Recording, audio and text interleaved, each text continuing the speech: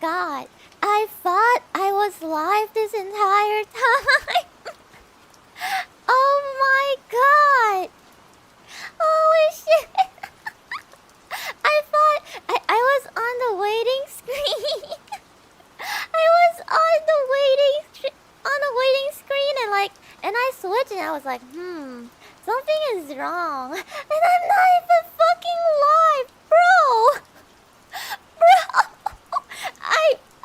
I swear, I fucking pressed the button. It's just fucking Susan. Okay.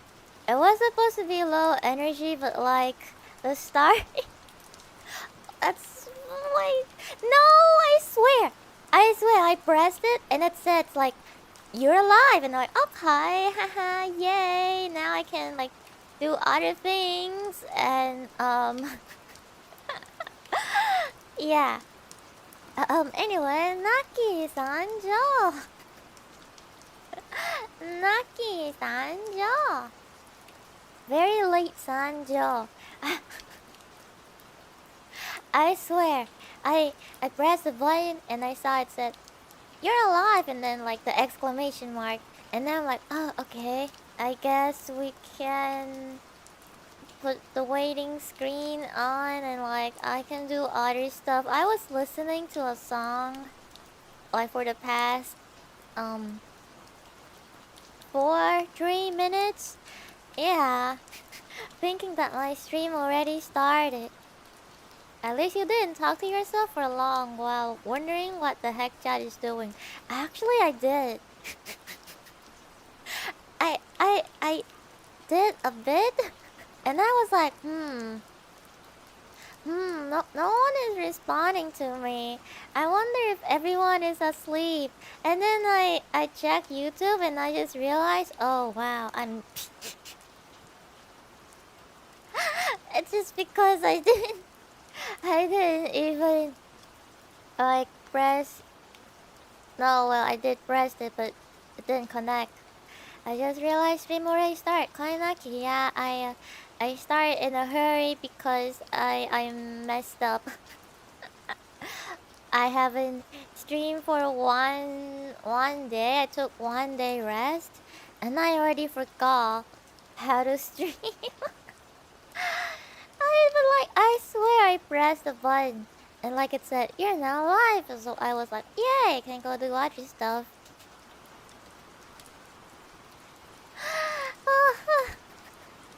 We're here now. Yeah, thank you. At least someone is here and it's not silent chat. Like, it was so awkward. It was so awkward.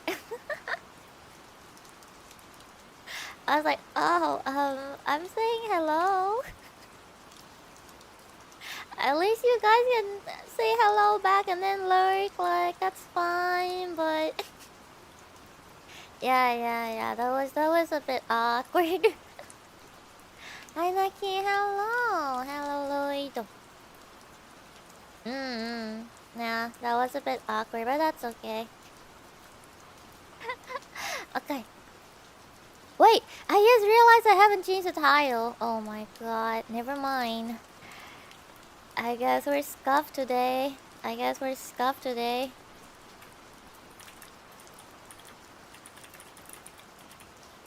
Chapter 3. I thought it. It's okay. We're scuffed today. If we scuff, we scuff. Did you enjoy your rest day? Yeah, I spent the entire day editing video. Well, and like planning some side project. So it's like it's more like rest from streaming. I'm never like officially rest from like PRISM. So cause like I feel like if I actually take a break day, I'm just wasting time. So like I do try to take like breaks during the day. Yeah, but I don't really want to take like an entire day. as like a break. So, Naki, hello Ash. I'm not cute though. I'm not cute, but thank you. Hello. Yeah, there's rain noise. It's rain noise from YouTube though. It's not raining here right now. And there's no way the rain is that loud that you can hear it. And in HD, it will sound very messy if you hear it from my microphone. Okay, so we're reading chapter 3 of Eminence in Shadow. So, at the last part, at the end of chapter 2, Alexia's kidnapped, I think. Yeah. Alexia got kidnapped, and then we are the number one suspect. Did we get put into jail? I didn't remember. Did we get put into? Oh yeah. Wait, it didn't say. Well, we probably will get put into jail or something. Hi chat, hi Naki, stay safe and healthy, happy streaming and reading. Hello. Hello Demon, thank you. Naki sitting outside under some tree reading to us. Oh my god, that's like peak comfy. You know what? I actually do not like reading under a tree because I tried before and you know what happened? Like worms start falling on me. Like worms from the tree, they started falling on me and like I hate it so much. It's like I remove one and like another one fell down. It's just like an endless loop of like worm falling on me. So like I do not enjoy that very much. Like it was very comfy and like there are the shades. And like it's windy and like it smells nice, like grass smells. But like, bro, I hate that. Like worms keep falling on me and I can't focus on my book. And I got scared because like, you know, if they fall somewhere that I can see, like on my book or on my hand or something, like that's okay. But like, I don't know, what if they're hiding somewhere and I'm paranoid? Happened to me as well. Caterpillar land on my shoulder. Yeah, that's way too scary. Baka Ame, thank you for a super chat. I Naki love you. Love you too, Baka Ame. Could try bringing an umbrella. That would ruin the point of like sitting under the tree and enjoy like the shade, you know. Happened to me too. Oh my god. Yeah, there are a lot of worms on trees. I didn't know there are so many, and like I didn't know that like they fell down so very often. Land on your hair? Yeah, like I wouldn't be able to tell. But for me, it's stinky bugs trying to get into my hair. Ugh. Yeah, I wouldn't be able to tell if like they land on my hair. Like it's very nice in movies when they read a book under the tree. Looks very comfy, and I mean it is very comfy, but there are worms that will fall on you if you sit there for a while. It's not like it's raining. Yeah, I have rain background. Background noise. It's not BG. Rain background noise playing. So morning Naki, Ohio, flying on my. For me it's ants. Oh god. They're also bad. But don't ants like they do not fall down, right? Because I've seen ants like they have really good clutch. I don't know what to say. Like they have really good clutch power. They do not fall very often, I think. Like I mostly saw ants like crawling on like the trunks of the trees. Some black ants do fall down? Oh. I saw caterpillars on tree but never saw any drop down. They usually hang in pots instead. Like the one that drop down, they're usually quite small. I don't know if it has anything to do with size. Maybe if they're fat, like if they're chunky, it's easier for them to stay up there. I don't know. Maybe it's because of the wind. Maybe?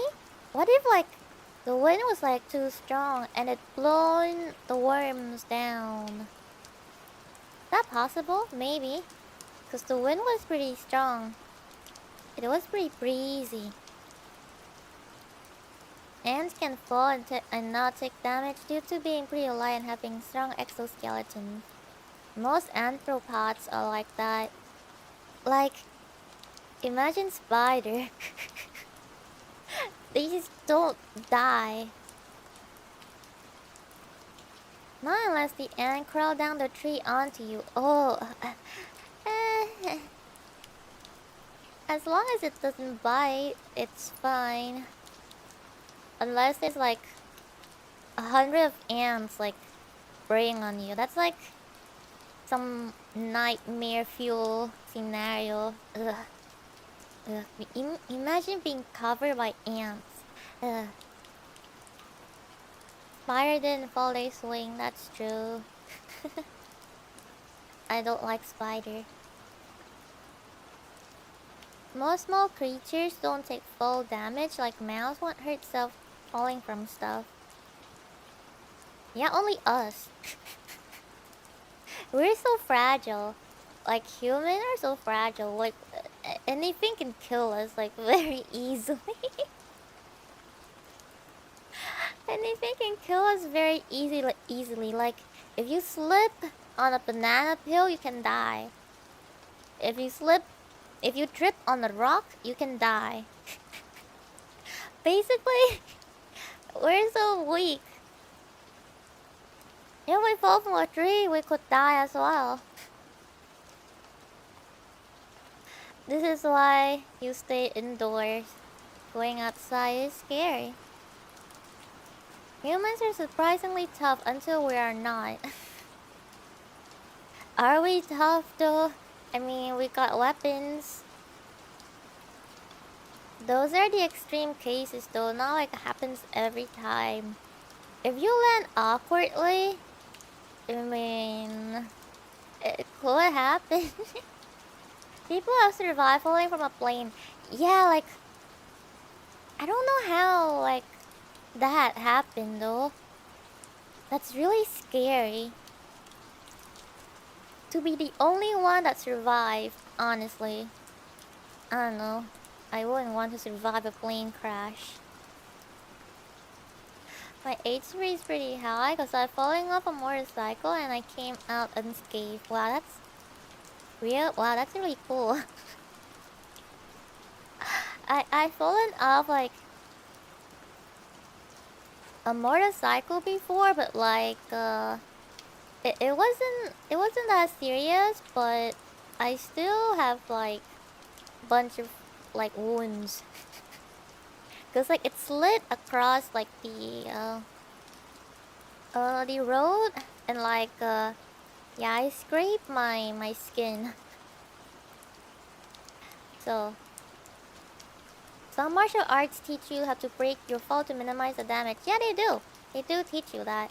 Like when I was studying Aikido, like I spent like 80% of the time in like when you first got started, like in the white belt, it's like learning how to fall. Like 80% of the time you learn how to fall. And then like once you move up, then they start to teach you more stuff, but every day there will be like exercise to learn to like, you know, re-study falling technique. So more like they teach you how to roll. How to roll and like protect your head. So I do not remember it anymore, by the way. It's been such a long time, so like yeah. If I fall, I will probably die, maybe. Road crash, yeah. Road rash, oh, road rash. Naki survived and acquired battle scars. I don't think it left any scars, luckily. Hmm. That's pretty cool. It's, it's like, I mean, it was cool when I actually know how to, like, do the martial arts. And now I don't remember anything anymore. Okay. That's 20 minutes Zatsu. I think it's time. It's like a guy who died after slipping on orange.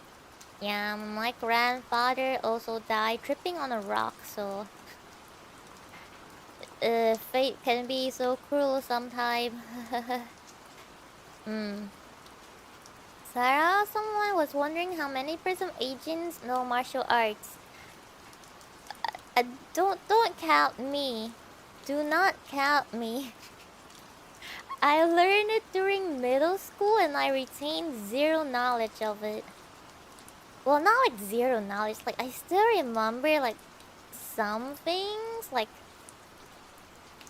but, like, I don't think I can perform it anymore, you know? I don't think I can perform it anymore. So, she asked that on her Twitter space yesterday. Does Sarah knows martial art? Does Sarah knows about does Sarah know any martial art? Well, don't count me. And like Aikido is mostly like defense more. We don't attack, we just defend. Like there's like certain moves that like defend you from like knife attack. I remember they teach you how to like basically turn the opponent's strength, yeah, into your strength.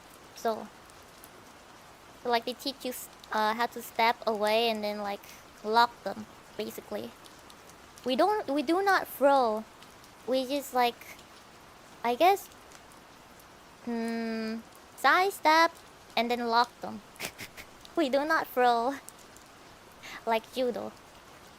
At first I wanted to study judo, but throwing is scary, so I was like, maybe not.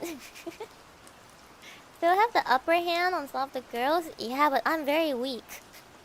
Like I'm a fucking hikikomori now. I can't I can't do it anymore. I can't do it anymore, so no upper hand. I'm very weak now. Legit. No upper hand. Exactly. Yura would be so strong. Yura would like German suplex us. Yura would break our neck with her muscle.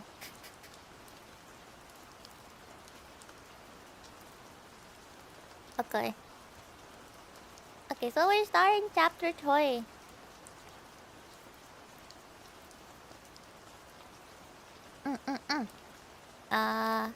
Chapter 3.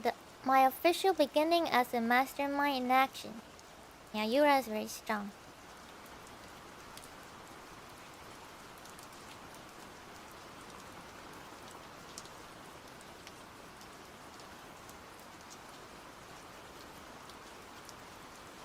Snake style kung fu.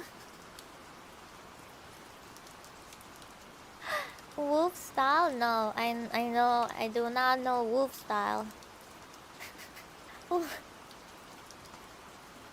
Is there a wolf style martial art? Yes, time for more Shadow Commander. Learning for my next Ender Lily stream. So, okay. Chapter 3, my official beginning as a mastermind in action. I was interrogated in a room comparable to a detention cell and released after 5 days. It's evening now. Also, we did get put into jail. Kinda. But we're released so quickly. Only 5 days? Okay. Go on, scram. They shoved me out the building and chucked my suitcase behind me. I'm in nothing but my underwear, and I rummage through my suitcase to change and shove my feet into my shoes. Takes me a while to get dressed. Oh, we're at page 94 by the way, but when I said like the beginning of chapter 3, maybe it's like self-explanatory, maybe. It takes me a while to get dressed. I'm guessing it has to do with the fact that all my fingernails were ripped off. Oh, that's... I hate it when they do that in the movies or anime. Like, they slowly pull off your fingernail. Like, I... Ugh, just imagining it is like... Ugh.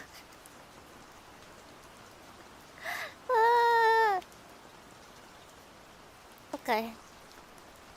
Yeah, that's so uncomfortable to think about. No, not the nails.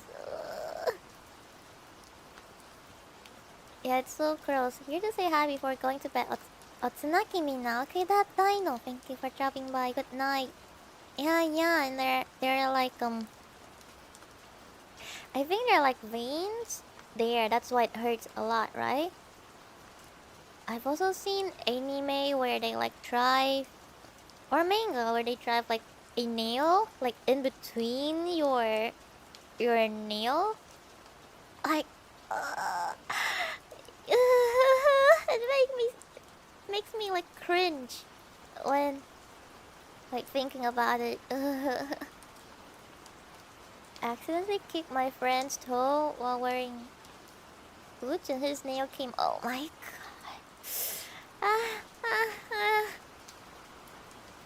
Just imagining it is so scary. Yeah, there's like I guess lots of like nerves on your finger. So like it must hurt like a lot. Like a lot. So and when I get everything on, I heave a big sigh and start walking. I stand out among the people on the busy streets since I'm beaten up and drenched in my own blood. I sigh again. Chill out, relax. There's no point getting worked up over every little thing. To freak myself out? Yeah, I would as well. I accidentally hurt someone before and I also freaked out and started crying. Like, they started crying and I also started crying. So, like I was carrying someone on my back and I slipped and they fell and like, yeah, and it was pretty bad. They fell on something, like sharp. And like, I was in I think it stabbed them on their leg and they started crying and I started crying and we just both started crying together. And then, and I called my parents and they came to help because like both of us just started crying. Cause I freaked out. I didn't mean it. I didn't mean it. I didn't mean it. I was so scared. Okay, anyway. I sigh again. Chill out, relax. There's no point getting worked up over every little thing. They were just doing their job. Their punches only left surface level wounds on my body. If I felt like it, I could grow my missing fingernails back. But I don't, because I'm fully immersed in acting out my roles as a nobody. At least they're okay. Yeah, they were okay. Like, they went to the hospital and like, it was all okay. But my parents were freaked out when they came as well because they were bleeding. Yeah, I felt so bad. I still remember to this day, like the panic and like the fear I felt in that moment. That I heard someone that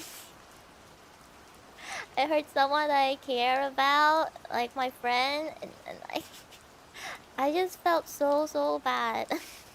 I remember like constantly texting them like, "Are you okay? Please forgive me. I'm so sorry. I'm so sorry." Mm-mm.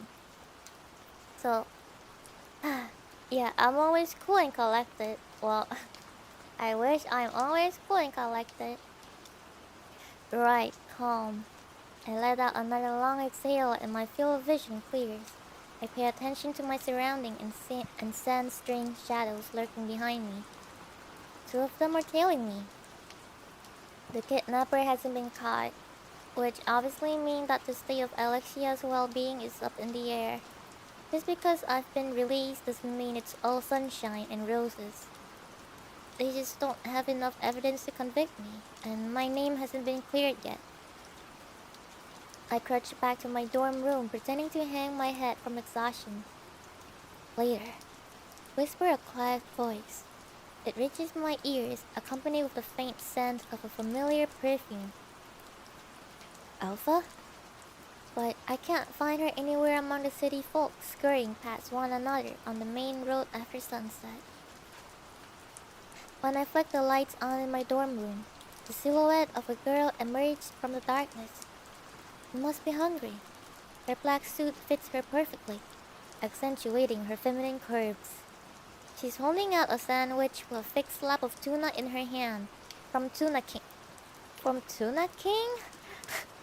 Tuna King? What is this in the original? What the fuck is Tuna King? Yin Breast? Tuna King? Seriously? Okay. The famous restaurant in the capital. Thanks, it's been a while. Alpha, where's Beta?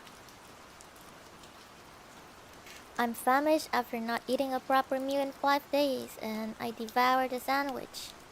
Beta is the one who's supposed to be on rotation to assist me.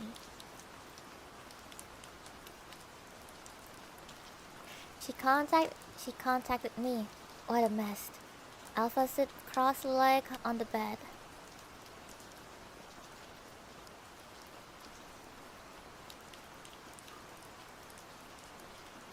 There is a nostalgic quality to her shiny golden locks that trails down her back and those blue eyes. The shape of almonds. She's grown up since last time. Yup, I stuffed the last piece of sandwich into my mouth. There's water in there. Thanks, I chug it from a large glass. I'm alive again. I strip off my jacket and shoes and dive into bed. Hey, at least change out of your clothes. Can't. Gonna go to bed now. Don't you know the position you're in? I'll leave the preparations to you. Alpha is brilliant. She'll prepare the best stage for our performance, if I just let her do her thing. Until then, I'm gonna sleep. Save up my energy. Alpha lets out a frustrated sigh. I'm sure you already know this, but you're going to think you're the culprit if you don't do something. True that. If the real culprit is never found, I can almost guarantee the next suspect in line will be punished. Especially since this involves the kidnapping of a royal. Someone has to die, or else the case will never be closed. Yeah, gotta love the Middle Ages. Wake up, I've got more sandwiches. I'm awake. Alpha hands them over. Someone is trying to escalate the situation and frame you as a culprit. Huh?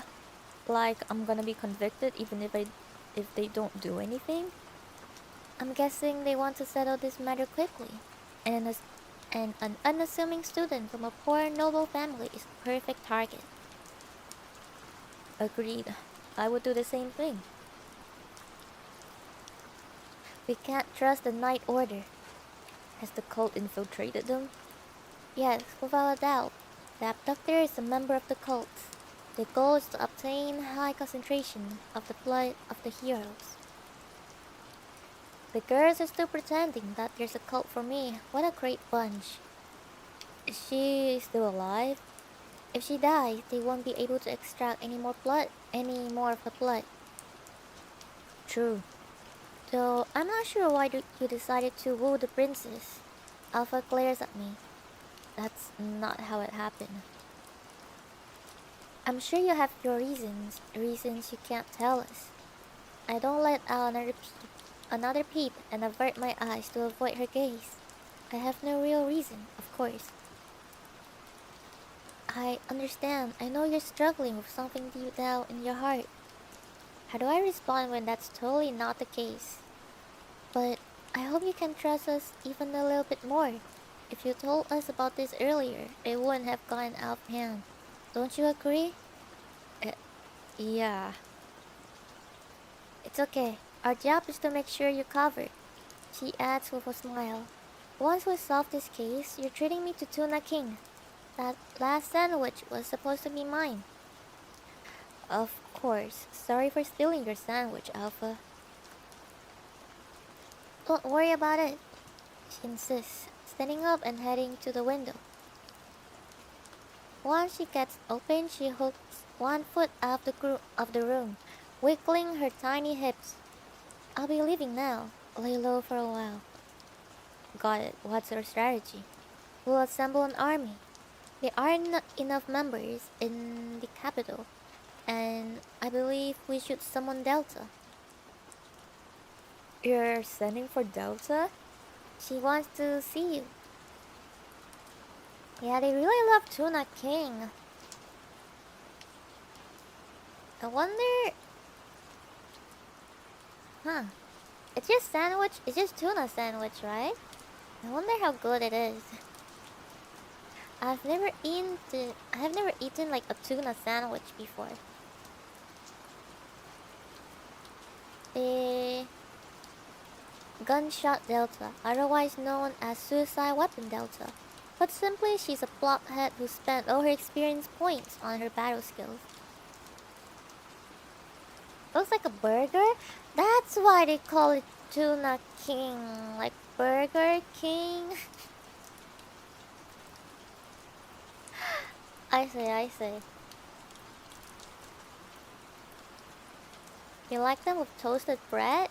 I like tuna in like in my onigiri, like mayo tuna. Mayo tuna. So. A little reunion would be nice, I guess. I'm begging that all of them turn out alright. I'll let you know the details when the preparations are complete. See you soon. Alpha flashes me a final smile before yanking on her bodysuit to hide her face and slipping out the window into the night. Yeah, I didn't... I thought of the Burger King reference, but then I was like, but it's a sandwich, right? So that's not it. But when you said it looks like a burger in the manga, okay, it makes so much sense now.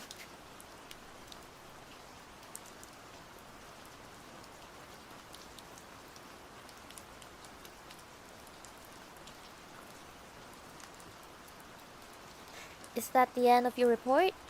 Asks a red-headed beauty. Her fiery straight hair reaches to the small of her back, illuminated under the flickering lights of a candle, and her wine-red eyes are set on the investigation papers on her desk. The reporting knight blushes in the presence of her poise and allure. Yes, Princess Iris. We continue our search, to the best of our abilities. Iris nods, cooing him to take his leave. When the door clicks closed behind him, Iris is left alone with a handsome man with blonde hair. Marcus Zenon. Marcus Zenon? That's such a hard name to pronounce. Change your name. Thank you for your cooperation. The incident took place on school grounds. I was responsible for keeping her safe, and more importantly, I'm worried about her well-being. He lowers his eyes and bites his lower lip in frustration. He is so sus. Zenon is so sus. Everyone whose name has like the word non in it, they're all sus.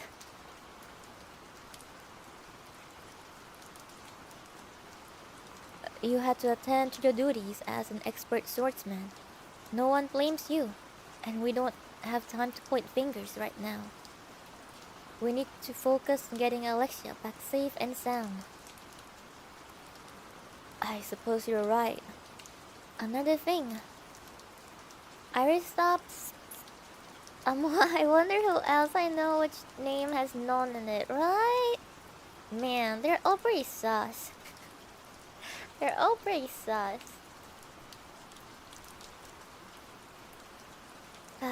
They do very sussy things also. I hope their soylent is not spoiled.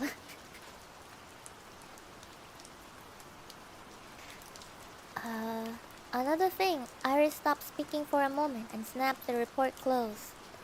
Is it true that this Sid Kageno is most likely the perpetrator? I don't want to believe one of our students could be the culprit, but based on the circumstances, I have to say I find him suspicious. Oh, shut up! You're sus. No, you sus. No, you. I used the no you card. Though I don't think he's strong enough to overpower Alexia in a duel. Here's the Xenon text in the last bit, carefully choosing his words. Yes, spoiling. I'm scared. I'm scared every time Nonon eats something. Hi Naki, how are you? Hello. Hello, Melphis. So, I'm just reading right now. Pretty comfy. I'm doing alright. Thank you for coming. I hope you're doing good as well. Which means he either had an accomplice or drugged her. But he didn't crack during interrogation. Do you really think it's him? Iris asked. Interrogation is so dumb. Is it? I don't think it's like a good way to like make people talk at all. It just make like innocent people like more likely to yield, and like admit to something that they didn't do. Like it's more likely to do that than get anyone to like confess. I feel like. So I can't say for certain, but I want to believe him. Iris nods and narrows her eyes. I have my utmost trusted knights surveilling him. We'll wait for the next report. I pray for Alexia's safety. Mr. Zenon offers a bow before taking his leave. It's a test of willpower if you're guilty. Yeah, that's true. From the knight's perspective, they need to salvage their reputation after the princess got kidnapped. Well, I mean... Well, are we still doing, like, these kind of thing? No, right? I mean, we still have interrogation, but it's not like torture. I hope. It's a dumb method, anyway. I would say, like, bribe works way better. If you want to snitch, or like, I don't know, offering... we have secret stuff, yeah, of course.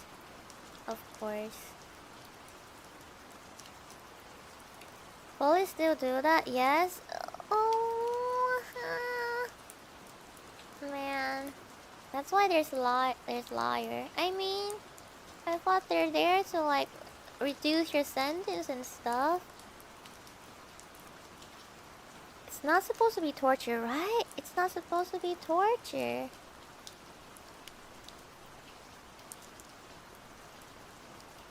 The mind tortures. I see. Yeah, but it's still torture. Some places still do it, man. Why are we still keeping this method from like the Middle Age? Okay. Anyway, just as he opens the door, a young girl skids through it into the room.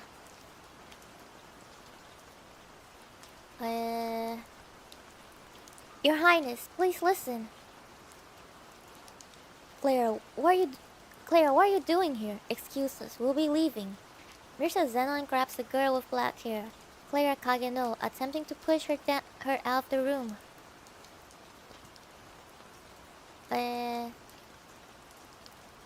Psychological tactics that are prone to make innocent people confess.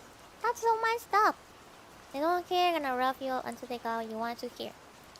Can you explain to me the story? Okay. I can explain to you what happened so far. So, this is an isekai light novel. The main character is Sid Kageno. He wanted to be a shadow broker, like an eminence in shadow. He wants to be a shadow commander, like lurking in the shadow and like directing people and like puppeting people. Something like that. And when he was in our world, he started training a lot, and like physical training, also mental training to increase his magical power or whatever. But it didn't work out, and eventually he got hit by Truck-kun, and he got isekai, so world of magic. And from there he built his own cult, and he recruited this girl called Alpha to join his cult, and he basically bullshit this story to him about about Diablo or something, like a cult of darkness, and that they are the shadow broker who would stop this cult from spreading and like save the people. So he thought that he made this story up, but actually it is real, and like the cult does actually exist. And not all of his subordinates, of course, work with the knowledge that this cult of Diablo is active. Well, he was like, oh my god, these girls, like, they are still pretending that this cult exists just for me. Oh my god, they're so nice. Or like, these two doesn't know that I made the shit up. Wow. Something like that. First thing on the list to do with isekai, make a cult. So it's basically the battle between two cults. The cult of make pretend and the cult of Diablo, which actually exist. He's so willfully ignoring, yeah, I know. Story's getting better by the chapter.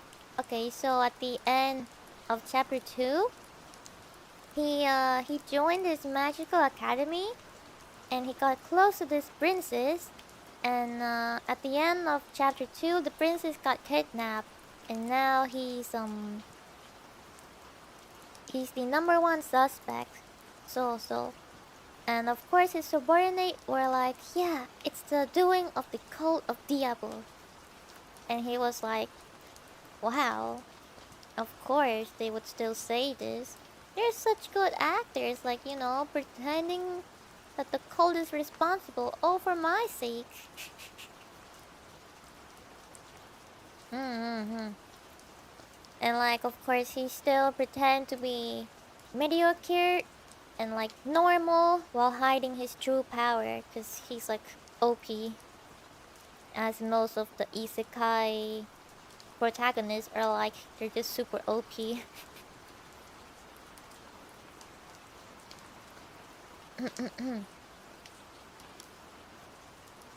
Oh, where am I? He's like, things like this keep happening, but they can't be connected at all. No, because he still thinks that like they're acting. I wonder if he thinks like they even pay like the kidnapper and stuff like that to to act like the servant of the call of Diablo. A typical OP protagonist. Yeah, like the edgy one.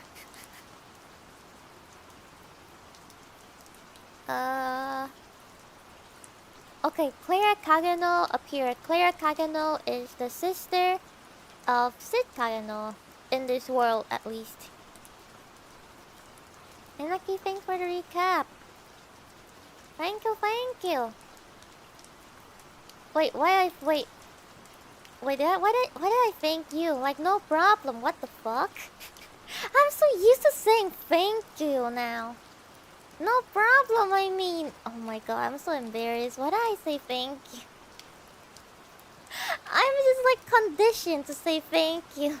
Like, thank you for your super chat. Or thank you for this. Thank you for that. I'm so conditioned to saying thank you now that like my brain just automatically do it. Like when I read a comment, I just have this urge to say thank you. Thank you for your thank you. Yeah, thank you for your thank you. No problem. I got you. I got you. Have a nice meal. Thank you to waiter. I did that before. I did that before. I'm conditioned to say thank you.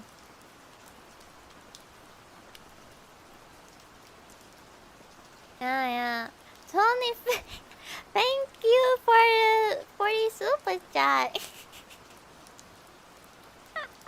Tony, thank you for the super chat. The real thank you. Show your food. You say yeah, you too. Yeah, I know. I'm just conditioned to say thank you. Like the Pavlov dog, but with like thank you instead. Dokyun!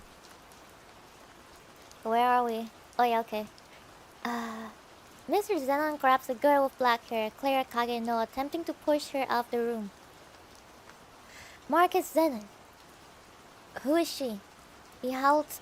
She's Clara Kageno. I'm Sid's older sister. Claire. She's currently one of our top students, and she's shadowing the members of the Night Order.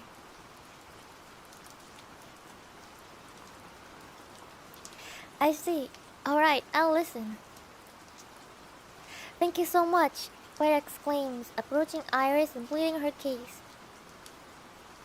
My brother would never kidnap Princess Alexia. This must be a mistake. The Night Order is taking every precaution in its search to avoid any mistakes. It hasn't been confirmed that your brother is the criminal. Yes, but if no one finds a real culprit, he'll take the fall. Our knights are carefully investigating the matter. I can assure you that no one will be wrongfully convicted. This is a fucking lie. But Claire, Mr. Zenon warns, stopping Claire from desperately pressing Iris any further. I know, fuck Zenon. Not in that sense, by the way. As in he can go and screw himself. Settle down. I know how you feel, but any more would be an insult to the Night Order.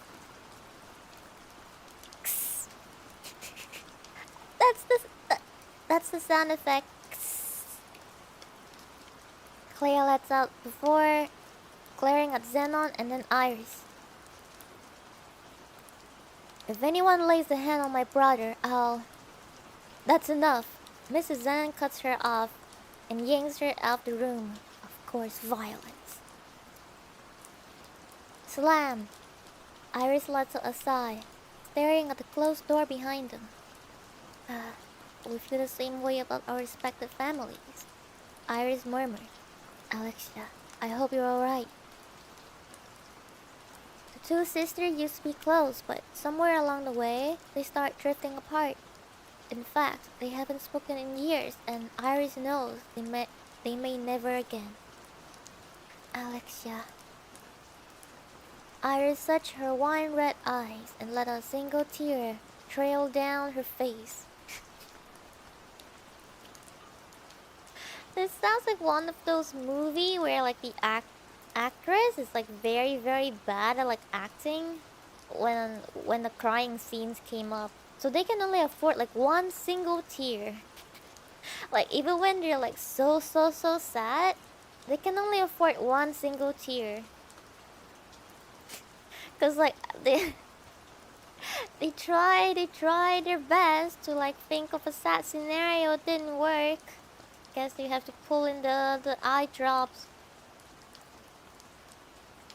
Yeah, I've seen it a lot in like tokusatsu acting.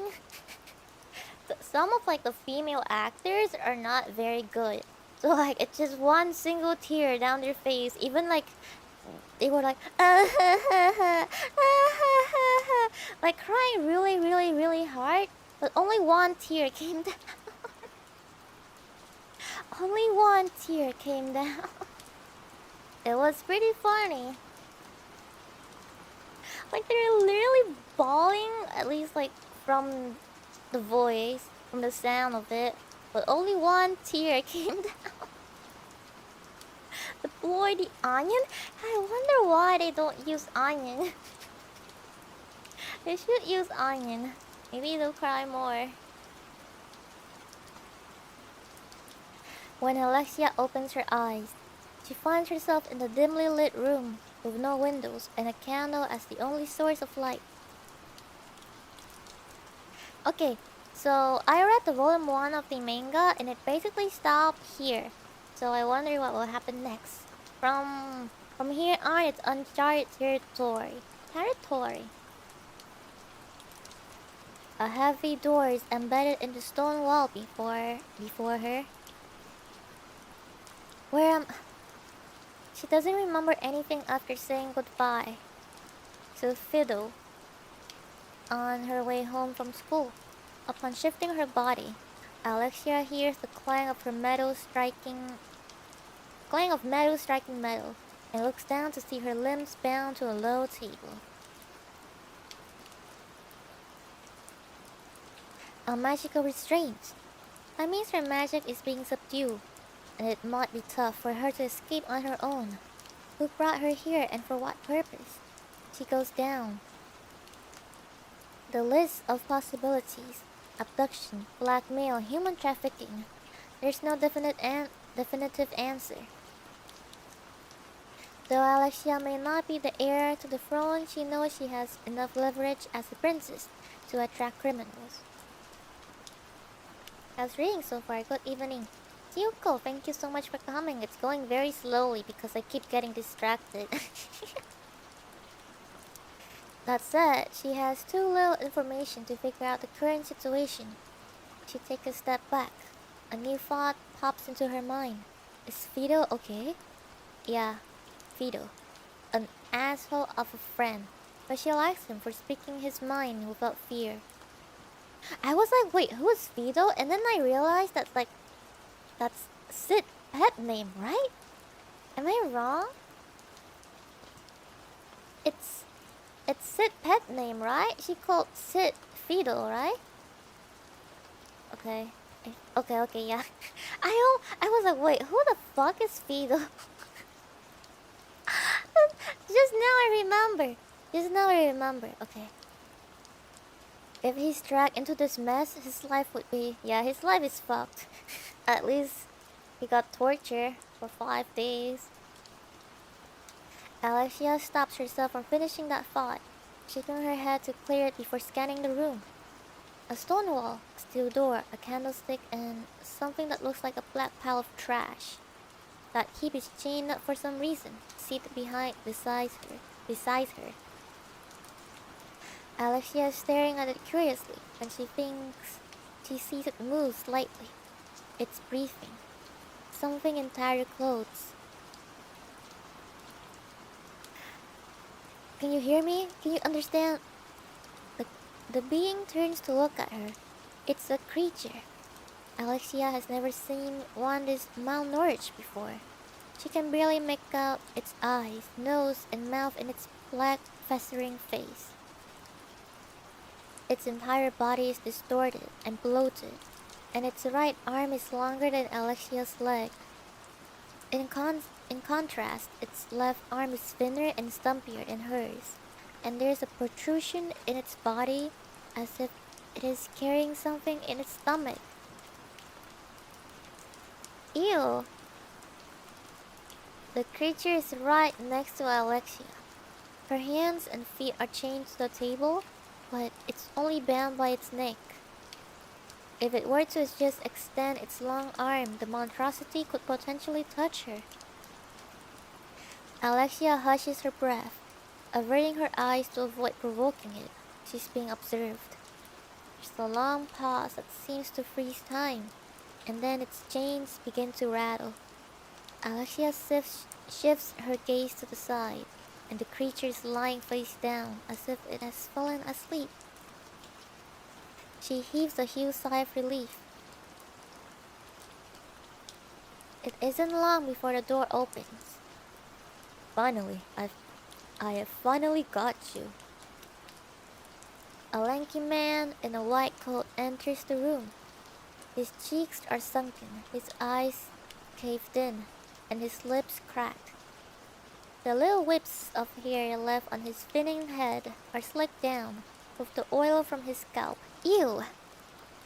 He's stinky and dirty, from which wafts a dreadful smell, so he is stinky! Alexia calmly watches the man. Royal blood, royal blood, royal blood, royal blood. As the man in the white coat repeats this phrase, he retrieves a device equipped with a thin syringe. Maybe he's planning on trying her blood. The castle doctor took it many times before. But she doesn't know why this man would kidnap a princess for her blood. May I ask you a question? Alexia asks coolly. He sounds like a zombie, yeah, he does. Or maybe it's because I made him sound like a zombie.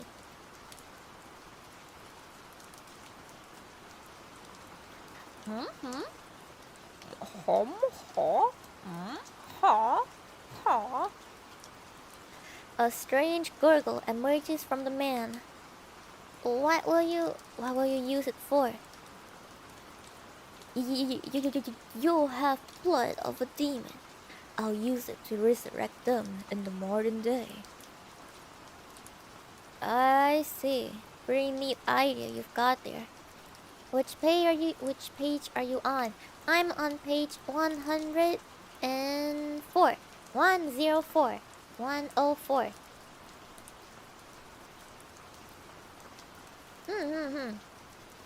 Are you also reading as well? Nice, nice. I'm using the Gion Press version though.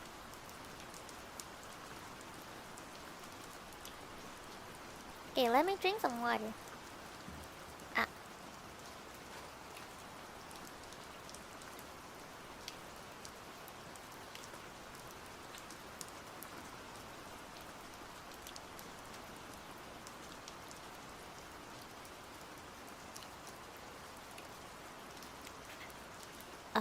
I see. Pretty neat idea you've got there. Although she can't understand what he's trying to say, she's very aware he's gone completely mad and realizes he must be motivated by religion or something. Was that there intentional? Yes. Like you have blood of a demon. It's only 3Y, but I I want to emphasize it, you know. He's a crazy man. I need to make him sound a bit crazy. Hey, I'll have a hard time staying alive if you take too much blood. I'm not ready to die yet, you know? No. I want all the blood you can give me. I'll siphon bit by bit from you each day. Wait, that he has to sound more like crazier than that, like no. I want all the blood you can give me. I'll siphon it bit by bit from you each day. Yes, please do. As long as he needs her blood, he won't kill her. Which is why she keeps docile. and doesn't try to resist. For the first time being, she decides to wait to be rescued instead. This wasn't supposed to happen. I blame those morons for all this. Uh-huh. I hate idiots too. She stares at the men in white coats as she mumbles under her breath. Because dealing with them wears me out. They destroy my laboratory. It all started with that dumbass Grease. Uh-huh. Dumbass Grease is the one who started it. And then they kept coming and That's a shame. I'm sorry to hear that. Yes, it is. My research is almost done. If I don't finish it soon, I'll be banished. That sounds terrible. Cursed it all. Like good for nothing. The man in the white coat approaches the changed creature and punts it as far as the change will allow. He kicks it over and over, stomping on its body as the creature all but keeps still, huddling into itself. Weren't you going to take my blood? I think I opened something else. It's a rom-com in this one. Oh wait, really? Oh no. I mean, there are fan translation of this novel online, but I bought the yen press version, and I think I link it in the description if you want to purchase it. I'm not sponsored, by the way. Weren't you going to take my blood? Oh, right. With your blood. Everything will be complete. Good for you. The man in the white coat readies the device and sets the syringe against her arm. With this, it'll be complete. I won't be banished. Don't hurt me. It'll make me want to clock you. Alexia adds in her mind. The needle enters her arm, which she watches as though someone else's blood is filling the glass tube.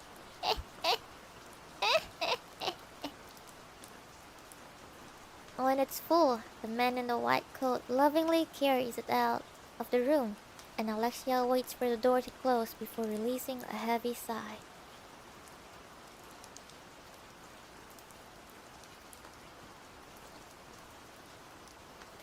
I've prepared everything for this day. 2 days after I'm released from interrogations, I look for the prized mastermind collection in my dorm room and grab everything of potential use. These cigars aren't fitting for my age, but this vintage wine, a rare collector's bottle worth 900,000 zenny, from Purdue, the southwest of France. Of French?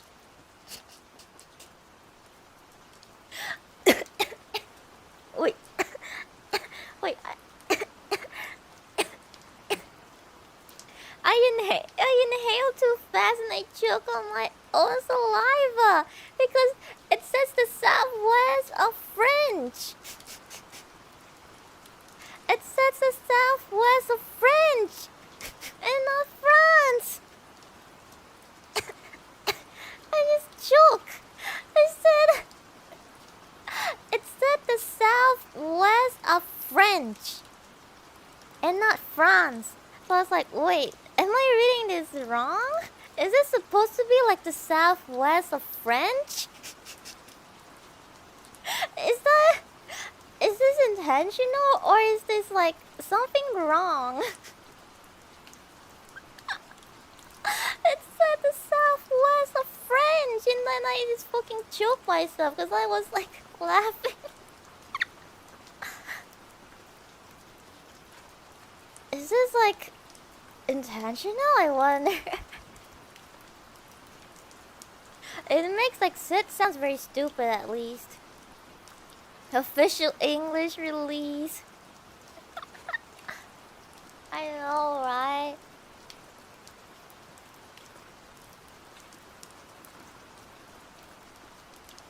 Yeah, I'm not sure if it's like an intentional quote-unquote mistake. Okay. But this vintage wine, a rare collector's bottle worth 900,000 zenny, from Bordeaux in the southwest of France. Yes, it's perfect for tonight. When the moon remains hidden behind the clouds. Now I'll pair it. Wait, I think it's intentional. Now I'll pair it with my finest glassware. This bouton is the best in French. And costs 450,000 zenny. Because they use it again. If they use it the second time, that means it must be intentional, right? Here they said this bouton is the best in French. It's fantasy version of France. Okay. He's trying to be fancy, guy. And with this antique lamp, that elusive painting, the shriek, which I just so happened to stumble upon on the wall. Voila, fantastic. The shriek, like the scream, but the shriek instead. Reminds me how I was fighting this shrieking Legiana on Monster Hunter yesterday. Oh, my heart is full. I've hunted bandits and scrounged for coins on my hands and knees, all for this. Tears of joy stain my cheeks as I gaze upon my bedroom. A product of my superior collection. All I have to do is set up the invitation I just received today and wait. I will wait for that moment. Waiting, and waiting. Then, the moment arrives. I murmur to myself at the same time the girl in ebony enters through the window. The time is ripe. The shadows run the world tonight. Yes, I've prepared everything for this day. The time is ripe. The shadows run the world tonight. Those were the words he used to greet his underling, Beta. He sits in a chair with his legs crossed, his back to his subordinate. He might be unguarded, but Beta knows that it is distant and lives in a world completely separate from hers. The wine glass in his hand glows in the light of the antique lamp. At least he didn't type Shrek. I think if it's the Shrek, it'll be better. Better than the shriek, at least. It's even clear to Beta, who isn't too familiar with alcohol, that he's casually sipping on one of the rarest, most unattainable wines of all time. Beta is stunned not only by the luxury items that color his room, but also by the painting she spots on his wall. Night, Naki, I'm heading to bed now. Good night, Kamen Rider 5's Wizard. The story could be only improved with the addition of Shrek, right? We need Shrek and his swamp here. Thank you for coming. Good night.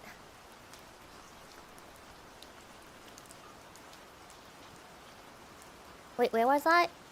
Beta is stunned not only by the luxury item that color his room, but also by the painting she spots on his wall. The unobtainable masterpiece, the shriek, the Shrek. No amount of cash will ever purchase this work of art. Beta almost asks how he came to possess the painting, but she suddenly realizes it will be meaningless and stops herself in time. Everything falls into his hands because he is who he is. That explains it all. It's only natural for him to own the Shrek. In fact, even if one searched every corner of the world, one could never find a more suitable owner of that painting than Shadow, right? Only Shadow can own the Shrek. A world of shadows. Wait, no. A world of shadows. The clouds cascade over the moon tonight. How fitting for us. Beta adds. Shadow silently glances at her and places his mouth on the rim of his glass. We're ready. Uh-huh. He knows everything, or perhaps it's his omniscient tone that creates this illusion. Well, the truth is, he actually knows almost everything Beta is about to say. But Beta continues to speak regardless, as it is her duty. Under Lady Alpha's command, we've assembled all the people in the area and mobilized them in the capital. There are 114 in total.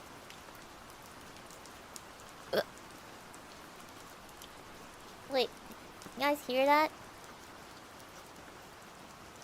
That was a weird noise I made. Please ignore that.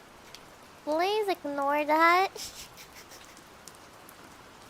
Please ignore that weird weird noise I made. Okay, okay. 114? Is that too few? Considering the strain of the Shadow Garden, we're used to themselves in non-stream. But like, I've never did it before. Like, maybe it's because I just ate dinner, and then I start to read a lot. No! Don't burn them into your memories. Remove it. Remove it. Wait. That's so embarrassing. Like, it's really embarrassing. Okay, I'll focus on reading, so you guys forget about it. Considering the strength of the Shadow Garden, she imagined that 114 new members would be more than enough. But it doesn't take long for Beta to realize she misunderstood him. After all, these people are supporting characters, and less than 10% of them are qualified for the job. He's the star of tonight's show. As sidekicks to bring the main character's story to light, 114 seems outrageously small in number. I'm sorry. You've hired extra? Shadow asks. See? He's like, oh my god, they're paying for like extra actor? Sheesh, how dedicated. Idols didn't hiccuping, guys. That was background sound from the rain. Yeah, that was the frog in the rain. That was not me. You know, frog likes rain. It was the frog. Or the toad. Whichever.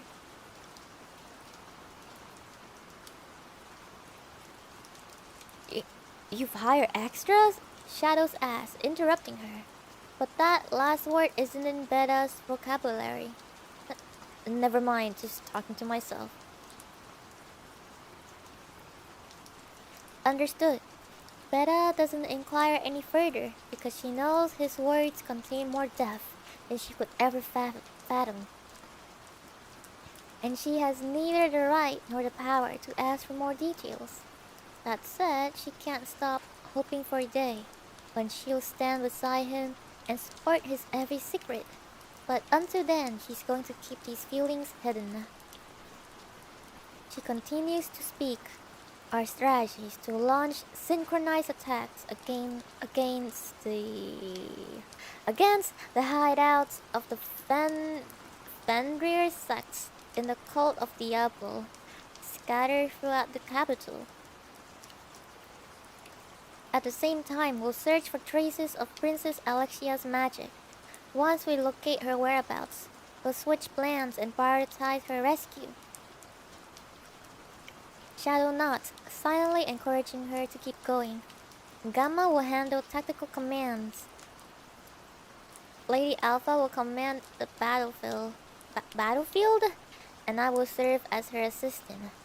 Epsilon will lead support from behind, and Delta will ambush them, marking the beginning of our entire operation. The troops will be formed by... Shadow raises his hand, stopping short her detailed explanation.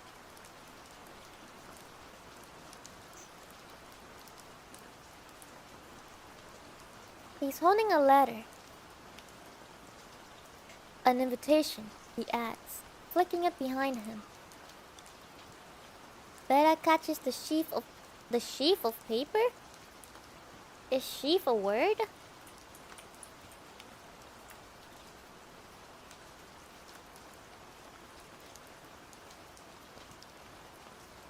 Wait. The sheaf of paper? It is a word? Bundle. It said sheafed. Sheaf. A bundle of object. A bundle of object? Sheaf of paper is a bundle of attached paper. But wait. But it's just one letter, right? Wait, but I'm confused because it's not a bundle. It's just one letter. So can it be called a sheaf?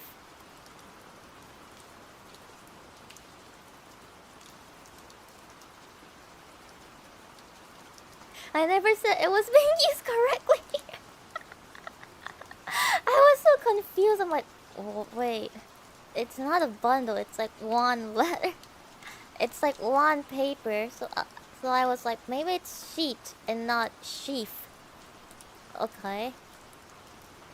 Beta catches the sheaf of paper, which he urges her to read. Yeah, I can't believe this is the official translation, man. Like, they try to use the fancy words, but like, it's even used wrong. It's not even used correctly. This is... She trails off, shocked and angered by the crass message. The fan translation I've read for this were way better. Oh my god. I'm not sure if I'm like allowed to like read fan translation or not. I should have asked manager-san, cause technically it's it's kind of illegal, cause you know, yeah. So man, it's okay. It's okay. Fan translation is better for the novel too. My god. Oh well, we'll have to deal with this. At least we can laugh at it. How everything comes from French. Or Tuna King.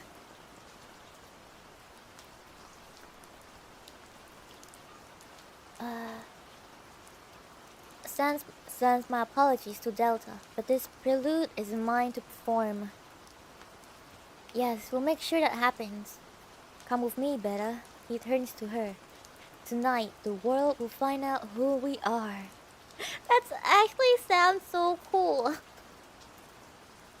Beta trembles with joy upon knowing she gets to fight beside him. Yes. The Ramson note brought him to the forest path deep in the woods. Shadow makes his appearance in school uniform, close to where Princess Alexia was abducted, and Beta covertly lurks a short distance away from him. It only takes a little while before he senses two energies approaching.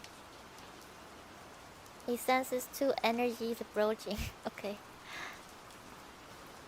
Something flies in his direction, which he catches in one hand and glances at. Is this Alexia's shoe? He mutters, and then they appear, two men on the path. Hey there, chick magnet. What are you doing with Princess Alexia's shoe? Oh, and it contained traces of magic. You're the culprit. Sid Kageno. Both are in the armor of the Night Order. There's no doubt they're the one who interrogated him before. This corrupted fucking Night Order. I see. That's what you're trying to do. The man unabashedly sneered at Sid's words. If you cracked sooner, we wouldn't have had to get to this. We wouldn't have had to get in this mess.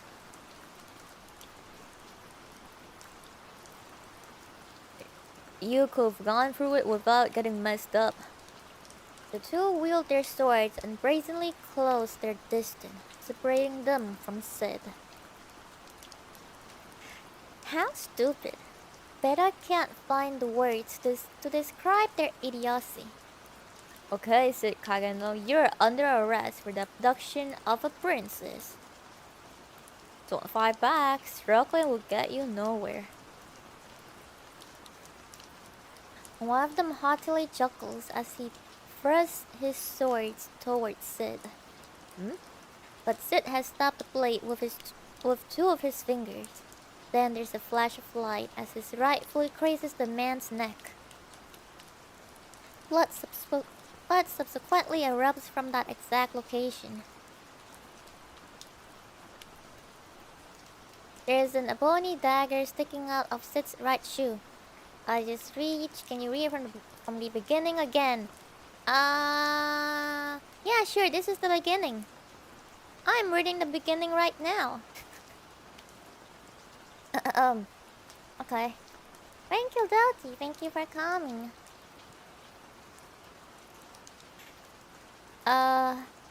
There's an ebony dagger sticking out of Sid's right shoe. Ah! The knight drops to the ground, clutching his neck. He'll die in time. You bastard! His partner panics and tries to slash Sid, but his attack is too simple and careless. Sid dodges by tilting his head. Why did the knight sound like he was moaning? I don't know, that's exactly what he sounds like. It's like, oh. It's true! I'm just like reading it accurately. You bastard. His partner panics and tries to slash Sid, but his attack is too simple and careless. Sid dodges by tilting his head, then literally swipes the man off his feet, leaving him empty below the knees. Ah! Shrieks the knight as blood gushes from his thighs, which he clutches. My legs! He starts crawling away from Sid. Don't think you can get away with hurting the Night Order, you swine. If we die, you're gonna be the first one they suspect. Sid leisurely treats the man's trail of blood and draws closer. It's over for you. Over! Screeches his prey, desperately and fumbling, dragging himself across the ground. When dawn breaks, they'll find the corpses of two knights. Yeah, come morning, it's game over. The man inches forward. Sid's follow his bloody path. But you don't have to worry anymore. It's at the very moment the fool realizes that Sid is behind him. Eek! There's a flash of light from Sid's right leg, because when dawn breaks, everything will be done.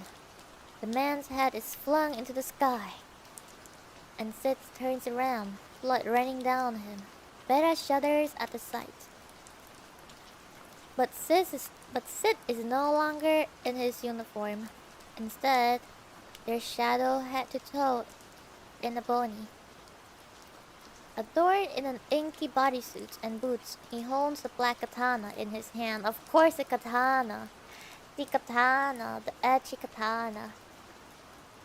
As his coat sways in the breeze, his hood hangs over his forehead, hiding the upper half of his face. Only the lower half sees light. It's as if he's wearing a magician's mask. where the only real visible parts of him are his mouth and the red eyes peering out from the darkness.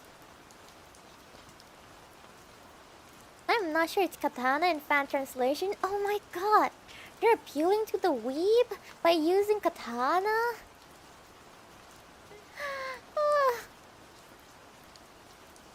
I see. Well, I guess it works.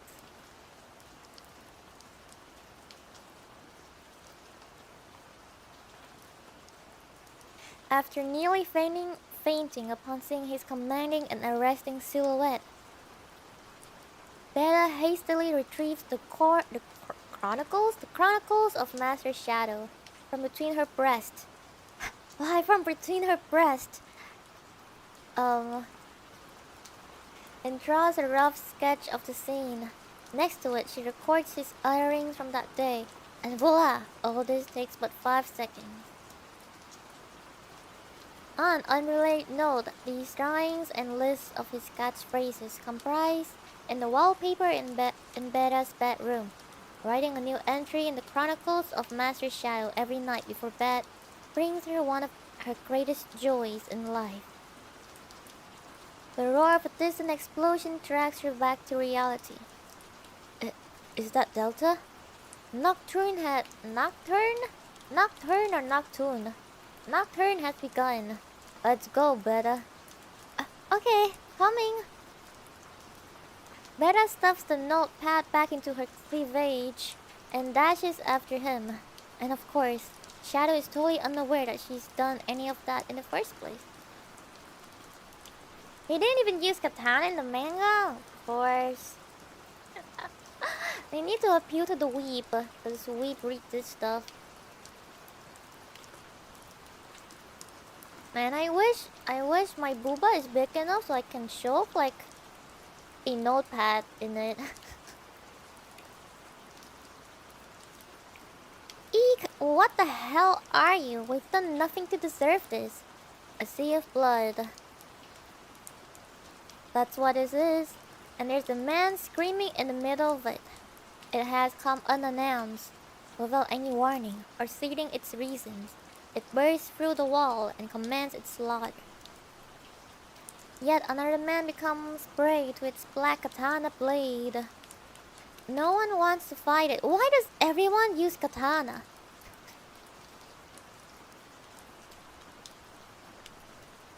The men wish to make a hasty escape and nothing more, but it is blocking the only exit.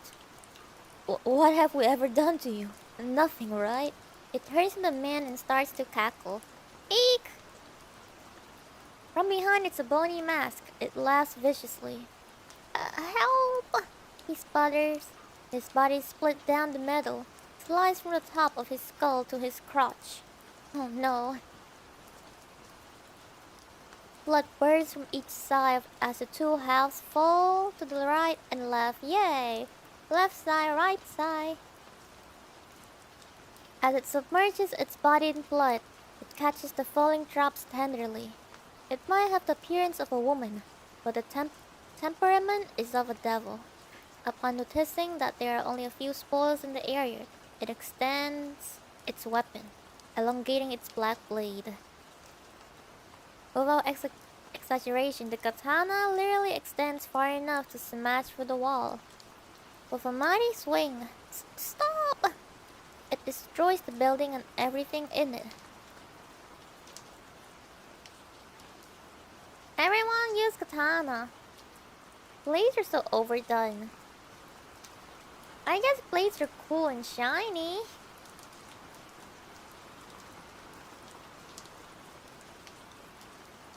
It's begun. From atop a clock tower, an alluring elf watches the complete annihilation and fall of a building. It's a joke, almost. The breeze tussles her long golden locks, which glisten in the dark of the night. Oh, Delta, she always overdoes it. She sighs, shaking her head. But she can't undo what's already done. Alpha looks over the capital from the top of the tower. The entire capital begins moving frantically. Everything commences as planned, and most of the attention is directed at Delta, which is hack a building to bits. I have to give it to Delta for making it easier for others to start. Katana is the most Junie weapon. it's pretty sad, but I use katana in Monster Hunter World. I use the weep sword. Please forgive. Everyone is like, oh yeah, plates are so overdone. Variety is nice, but impacts are more weighty. And then there's me who used the fucking long sword in Monster Hunter.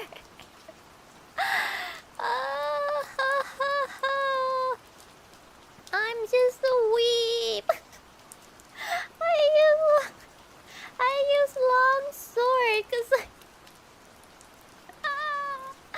it's like the ultimate weep weapon. Yeah, I used the weep sword. I'm exposed. Now I'm gonna get canceled on Twitter.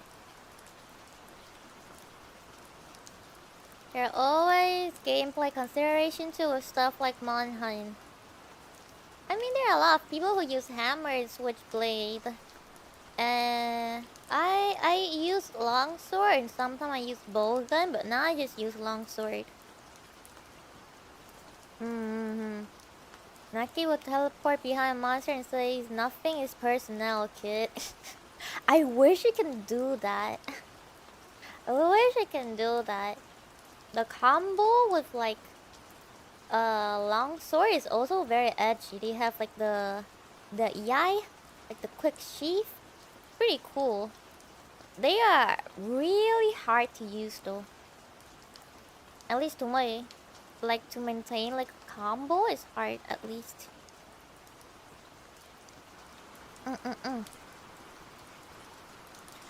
I have to give it to Delta for making it easier for the others to start. If she could just ignore the victims, she could admit Delta's moves are exceptional. Guess I should get going too, she murmurs. Alpha hides her face behind a pitch-black mask. There is something going on outside. Alexia opened her eyes for the first time in hours. The only one who ever entered the room are a female caretaker and the man in the white coat, which gives Alexia nothing to do except sleep.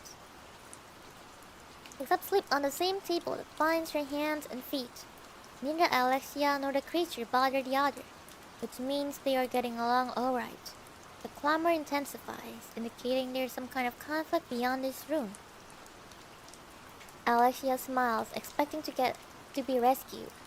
I wonder if they'll crash through the wall all dramatically. She mumbles for no particular reason. The stress must be getting to her, and even though she knows it's meaningless, she shakes the chains that binds her. I'm sorry for waking you. The creature next to her lifts its head.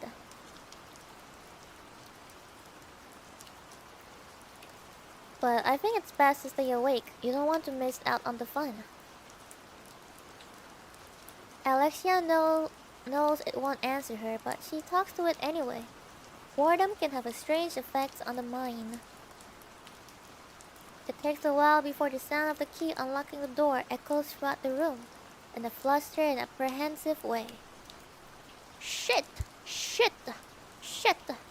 The man in white coat barrels into the room. Good day to you too. I was so close, so close. He ignores Alexia, who is clearly having fun with all this. Those bastards, they're here. This is the end. The end. Give it up. Resistance is futile. Futile. Don't worry, Naki, you aren't a weeb unless you have at some point uttered the words, "This isn't even my final form," in which case I'm down bad for weeb, Naki. This isn't even my final form. I think I said that in my Junie stream. That's one of the best. I only saw her like once. Futile. Okay, futile. Futile. You talk to your dog? I talk to a cat, if that's anything. If you unchange me now, I'll ask them to spare you. Alexia tells him. But no guarantees, she adds quietly. Those brutes would never let me go scot-free. They'll kill everyone. Everyone! The Night Order doesn't kill without reason. Stop mentioning the Night Order, they suck. If you don't resist and go quietly, they won't take your life. A voice in her mind chimes in not. The Night Order? I don't give a shit about them. The fiends will kill everyone, I tell you. There's no cat in Eminence? This sucks. I give this novel 4 out of 10 for not having cats.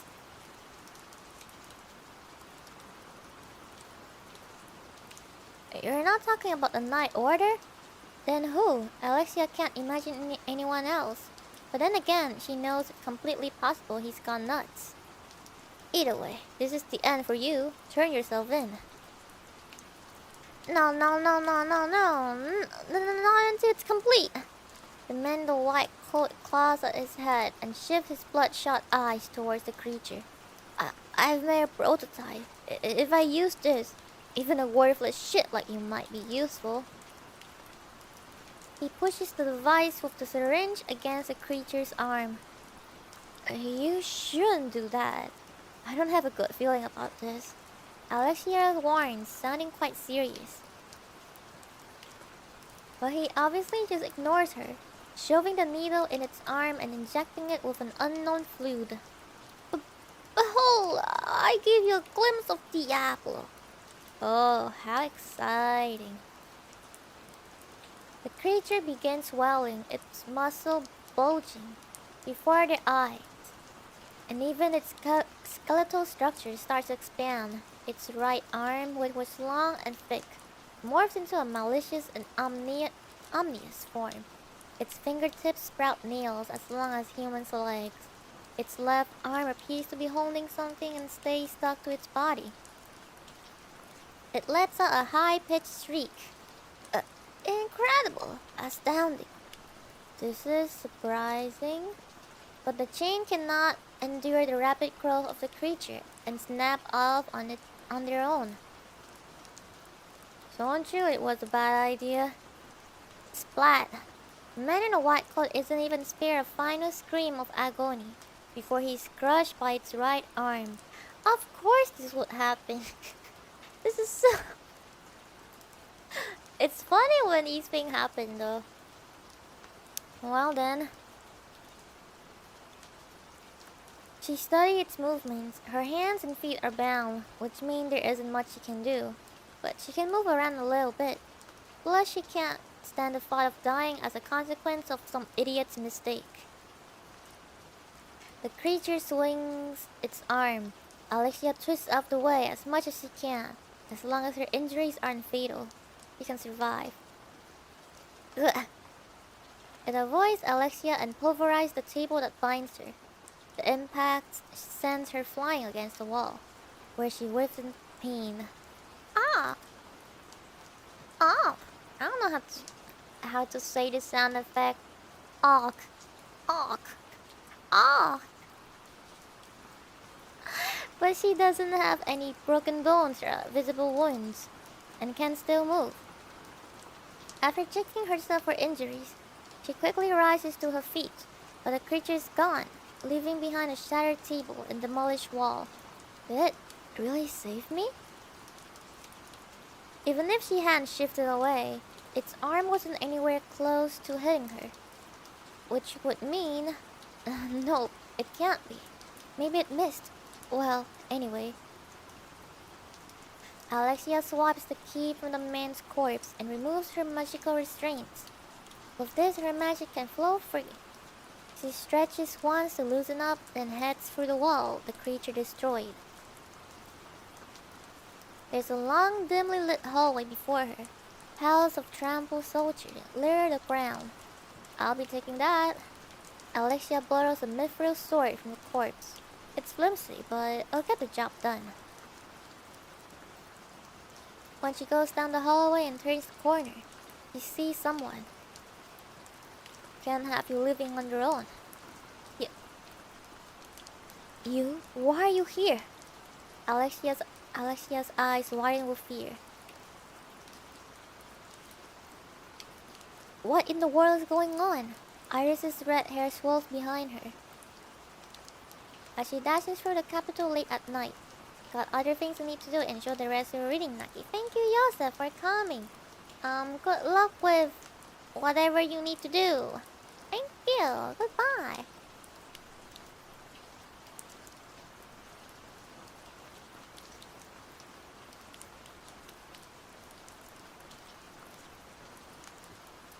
She was told that a building has been destroyed. At first, she thought she misheard the news, but as Iris sprints towards the city, half in disbelief, her subordinates keep receiving report after report. There are many ambushes occurring in the capital simultaneously. It doesn't take long for her to reach that conclusion, but there's nothing logical connecting the various locations under attack. Firms, warehouses, restaurants, private homes, or nobles. The crimes must be premeditated, but she can't figure out the goal. That said, the capital is shaking. The night order is mobilized in a state of emergency, and they begin evacuating high-profile leaders. Even though it's late and the residents crack open their window to check what's happening, there are more than a few onlookers outside. Iris shouts at the meandering residents, telling them to go home, and rushes to the scene. Something strange is happening. This is in no way a normal incident. Iris can sense it. It's right at that moment when a scream reaches her ears. Monster! Help! They are shouts from the night order. They aren't too far away. Iris changes direction and books it toward the cries for help. When she turns the corner down the back street to the main road, she spots the monster.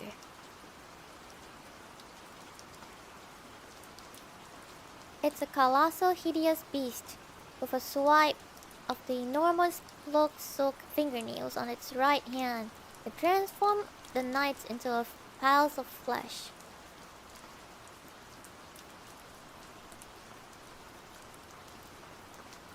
Meandering. Okay, I will remember it. Thank you. What is that? Iris mutters as she dashes towards it. Stand back! With one fluid movement, her unsheathed blade shimmers in the darkness as it slices through the creature's chest and completely bisects it. It cuts down its immense body in one fell swoop. Are you hurt? Iris calls out to the night order and forgets all about the creature as it slowly falls to the ground. I hate night. You're so lame. Shadow Broker is cooler. Princess Iris, you've saved us. That's our princess. She'll slay the monster in one stroke. The men are unharmed. Almost all the soldiers are completely unscathed, while the ones who survive, at least. The monster killed 8 of our men. A single hit took them down. Her red wine eyes tremble with sorrow when they fall upon the ghastly corpses. Gather the bodies and head back. Please inform the lieutenant that... Princess Iris! Shouts one of the knights all of a sudden. She's standing there, pointing at something behind her, and the other knights try to raise their muted voice. What?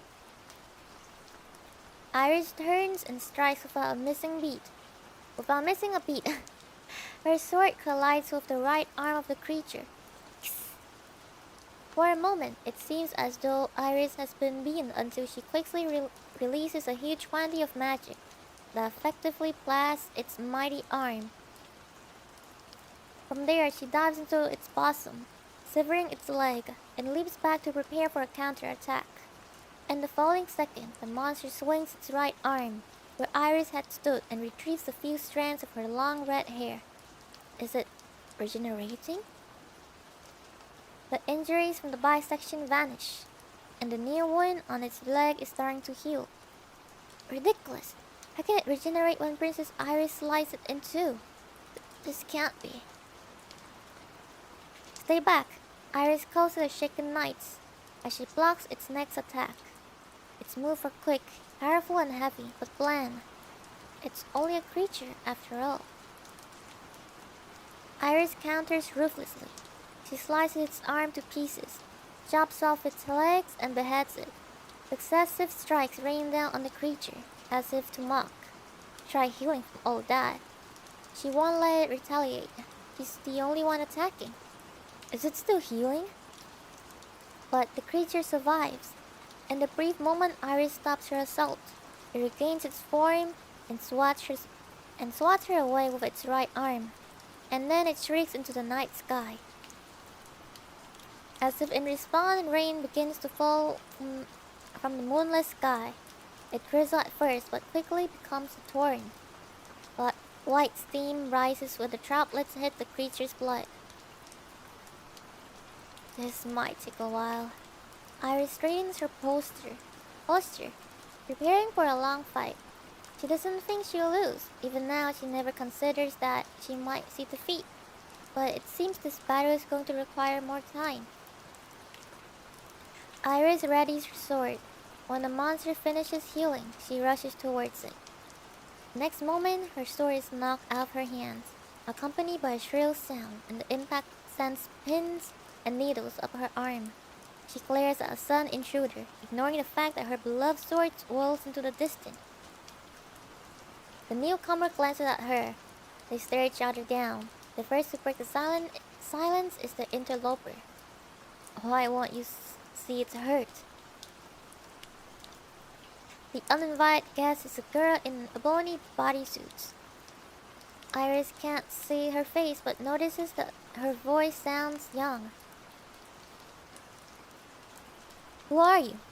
Iris cautiously keeps both the intruder and the creature in view. Alpha. After uttering a single word, the girl turns her back. The girl turns her back to Iris as if she has lost interest in the conversation. Wait, what are you planning to do? If you plan to oppose the Night Order, we won't go easy on. Oppose? Alfred cuts in, giggling condescendingly at Iris while continuing to face away from her. What's so funny? Oppose. I think that might be the most ridiculous word in the world. Opposing an ignoramus would be so senseless. Excuse me? Iris's magic begins to swell, transforming into a massive wave that sweeps the rain away and forms violent gusts of wind. But Alpha doesn't even glance in her direction. She stands there, unfazed, her back still turned to Iris. Wear your sign real at the spectator and keep your eyes on the stage.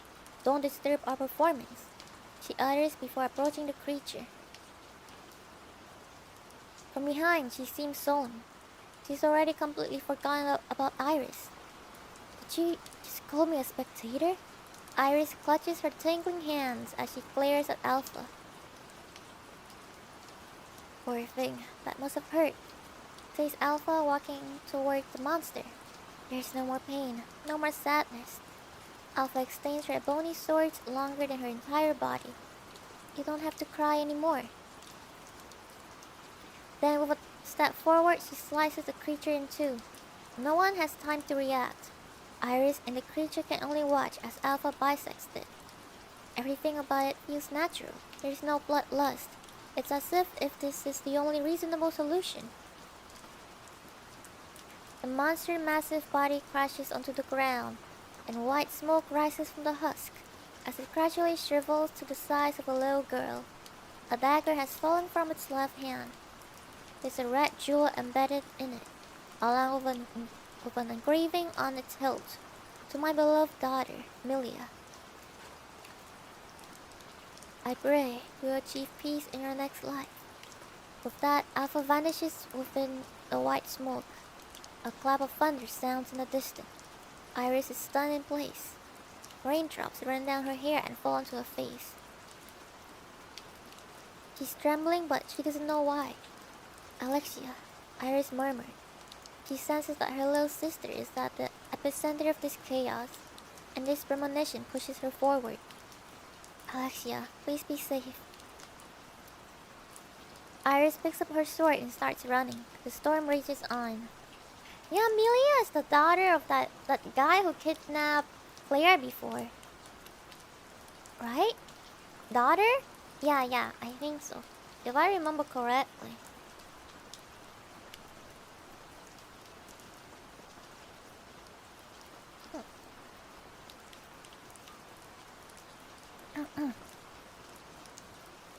That's so sad. They couldn't save her. She just died. They couldn't save her. She is? Oh, it's so sad.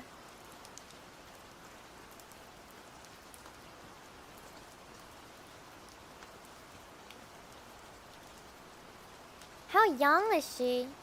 A small girl. No, they couldn't save her. She just did. This is so sad. What the heck? So sad. You couldn't even save her.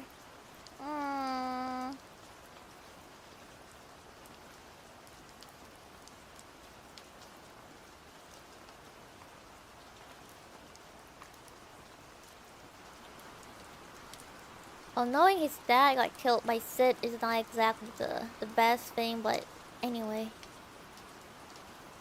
She looks like a 10-year-old or something with a dress. I wanna see what she looks like.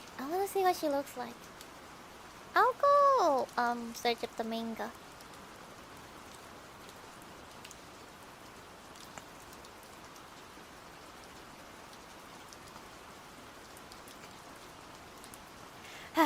Of course. Oh, sorry, I was reading forward a bit.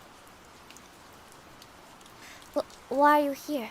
When Alexia turns the corner, she sees an all too familiar visage. Because this is my facility. That's why I invested thousands of zen into that man. That's all there is to it. Confidence overflows from the smile stretched across the face of a dashing blonde. It's Instructor Zenon.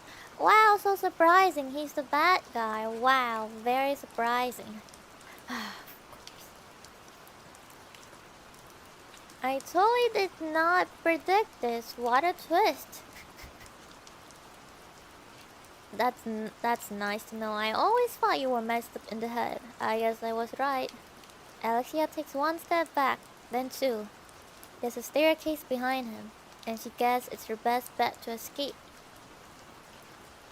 Huh, think whatever you want. But I don't mind as long as I have your blood. Oh, anyone talks about around here's blood. Is this a research facility for vampires? If that's what you think, more or less. Skip the explanation. I'm not into occult figures. I'm sure you're aware, but the Night Order will be here any minute now. This is the end for you. The end? What do I have that can possibly end? Zenon is still all smiles. Your title and reputation will be ruined, and you'll obviously be put to death. I'll be happy to drop the guillotine on your neck. You're off the mark. You and I will be escaping through a secret route. What a romantic offer. Too bad I can't stand you. You're coming with me, with my research and your blood. I'm destined to receive the 12 seats in the rounds. I shall bid farewell to the meaningless position as an instructor. The rounds? Is that a group of lunatics? The Knights of Rounds is a gathering of 12 superior knights from my religion. Becoming a member brings me rank, honor, and fortune like you would never believe. They already acknowledge my power. Oh, I'm lacking experience. It's experience, but my research on your blood should fix that right up. Zenon melodramatically spreads his arms out and lets out a guffaw. Whatever. I'm just sick of all this blood talk. Mutters Alexia. I would have preferred Princess Iris, but it looks like I'll have to settle for you. I'm gonna kill you. Oh, excuse me. I forgot you hate being compared to your sister. Ugh. A forceful swing from Alexia's sword signals the start of the battle. She goes straight for the jugular. Jugular? Oh, how scary. Jenna repels her attack at the last second and blocks the falling strike. Sparks fly from the colliding blades. Judging from this skirmish, merely by the manner in which their swords dance in the air, one might be inclined to say their skills are equally matched. But the sword's bearers wear very different expressions. Alexia angrily glowers, whereas Xenon has a relaxed smile, and Alexia is the one burning with wrath. Sure enough, it's not grief, it's like wrath?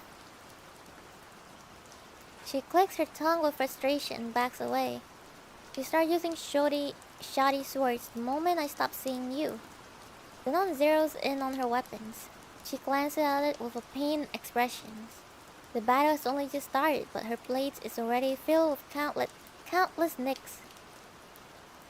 They say the choices of weapons shouldn't matter to an expert. Alexia grimaces and stands her ground. I see.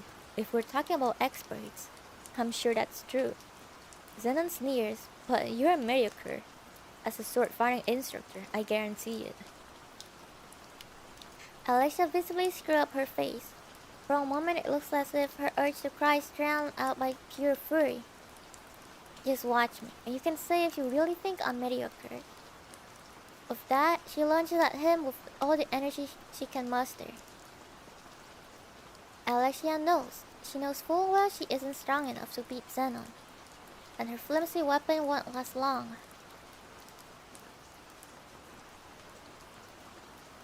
But Alexia hasn't spent all those days training with her head in the clouds. In her mission to become as strong as her sister, she's realized her own shortcomings and worked hard to make up for them. She's observed her sister's swordplay more than anyone else and can picture every move with impeccable accuracy, which is why it's easy for her to replicate. Ha! It's a stroke reminiscent of her sister's assaults. Gah. For the first time, Xenon's smile vanishes. The sword he's blocked is filled with magic. Two swords violently clash and repel each other. They're equally matched. No, Alexia might be a bit stronger. A red line is carved into Xenon's cheek. Visibly taken aback, he looks at the blood he wipes off his cheek. I'm stunned. There's no hidden meaning behind his words. I had no idea you were hiding your strength. Xenon tilts the palm of his hand. He studies it as if checking the color of his own blood. I'm going to make you regret looking down. I just blow into the mic. Poof, poofed, poofed, poofed. Xenon laughs. I was really taken aback, but you're just a poor imitation after all. You've a long way to go before you're the real deal. He shakes his head. Sorry for blowing to the mic. I did not to make this sound like poofed, poofed, poofed, poofed here. You've a long way to go before you're the real deal, he shakes his head. You're asking for it. Since we're both here, let me give you a taste of my true power. Xenon readies his sword. Gah. The air changes as Xenon's magic takes on a sharper and deeper quality. Let me tell you one thing. I've never shown my true powers to an outsider. I'm about to show you the skills of a true swordsman, of the next generation of the rounds.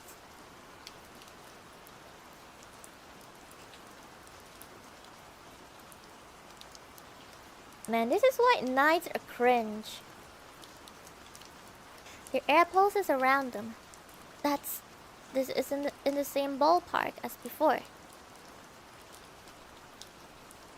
Alexia has never seen an attack with so much power lurking behind it. Their skills are hopelessly different, as genius and a claw. He may even rival her own sister. Alexia doesn't have the means to defend herself against the devastating force of the approaching blade. Her reaction is involuntary. Something that's become a part of her after many years of training. There's no impact. The two swords clash, and Alexia's weapon is pulverized into fluttering bits of dust. She feels as though she's watching these sparkling fragments of mithril pass away by her from far away. Somewhere far from here, Alexia's childhood memories resurface in her mind, of times when swinging her sword brought nothing but pure joy. Her sister is always beside her, and this is a distant memory that should have faded long ago. You'll never be as good as your sister. A single tear falls from Alexia's eyes. Why only a single tear? Every time, always a single tear. Don't they have enough water in their body? Can they produce more tears? Like this pair of sisters, they can only produce one tear. I know, like only a single tear, both of them. Whenever they cry, or like how sad they are, they can only produce like one single pathetic tear. She's a strong, independent woman, so only one tear. You can be strong, you can cry, it's fine. Only one single tear.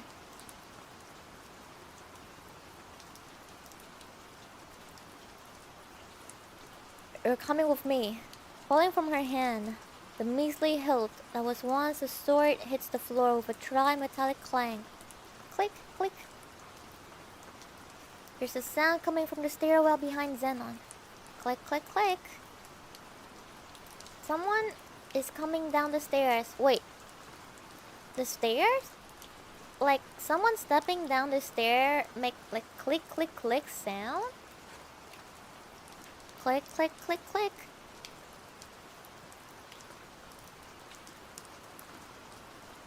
And when the noise ceases, there's a man in a bony coat in front of them.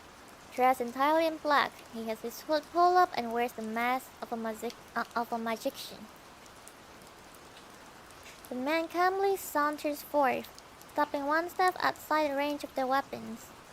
The man clad a bony. You're the real feral dog who dares to nip at the colt.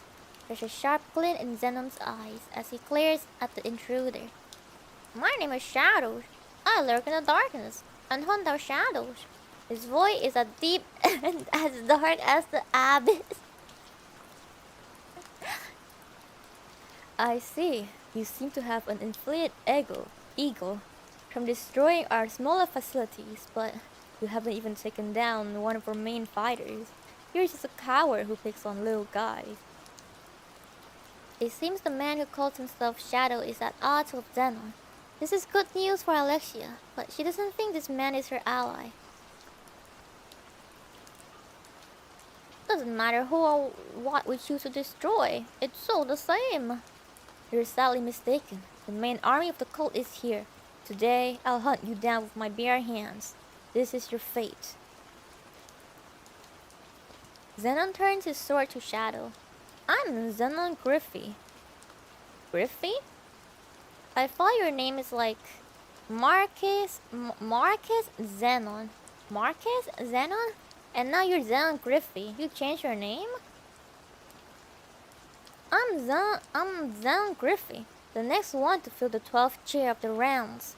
Taking your life will be an achievement for them. With that, Zenon unleashes a gale of an attack at Shadow. But Shadow is gone, and he slashes through an empty space. What the? Oh, it's a novel title! Oh! I thought it's incorporated into his name. I know! Like, isekai world can be strange. The next moment, Shadow is standing behind him. It only takes a second before Shadow takes this position. Zenon can't move. As if Zenon has lost track of the time, he steals his sword. Even hold his breath to focus every ounce of his energy on the man standing behind him. Nobody budges. That's right, Shadow stands back to back with Zenon. Arms crossed, he utters one sentence. Well then, where are the main troops of the cult? Zenon twists his face in humiliation. He then slices downward from over his shoulder. But no one is there.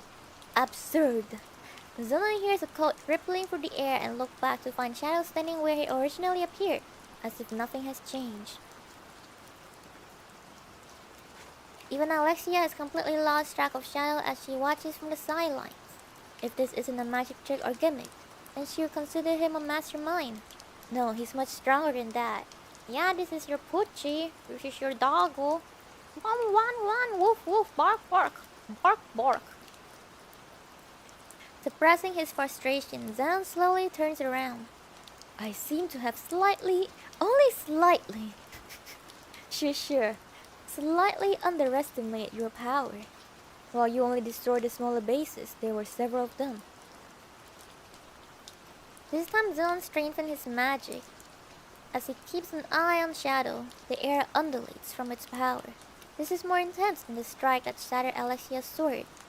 Shadow is certainly an extraordinary warrior.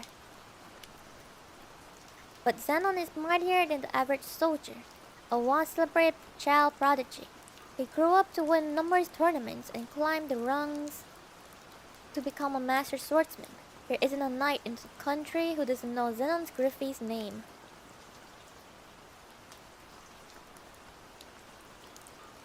I'll show you the power of the one to join the rounds next term. So fast, Alexia barely manages to follow Zenon's swords with her eyes. The after image of the bear blade tears the air and heads straight for Shadow's neck. That's one sharp move.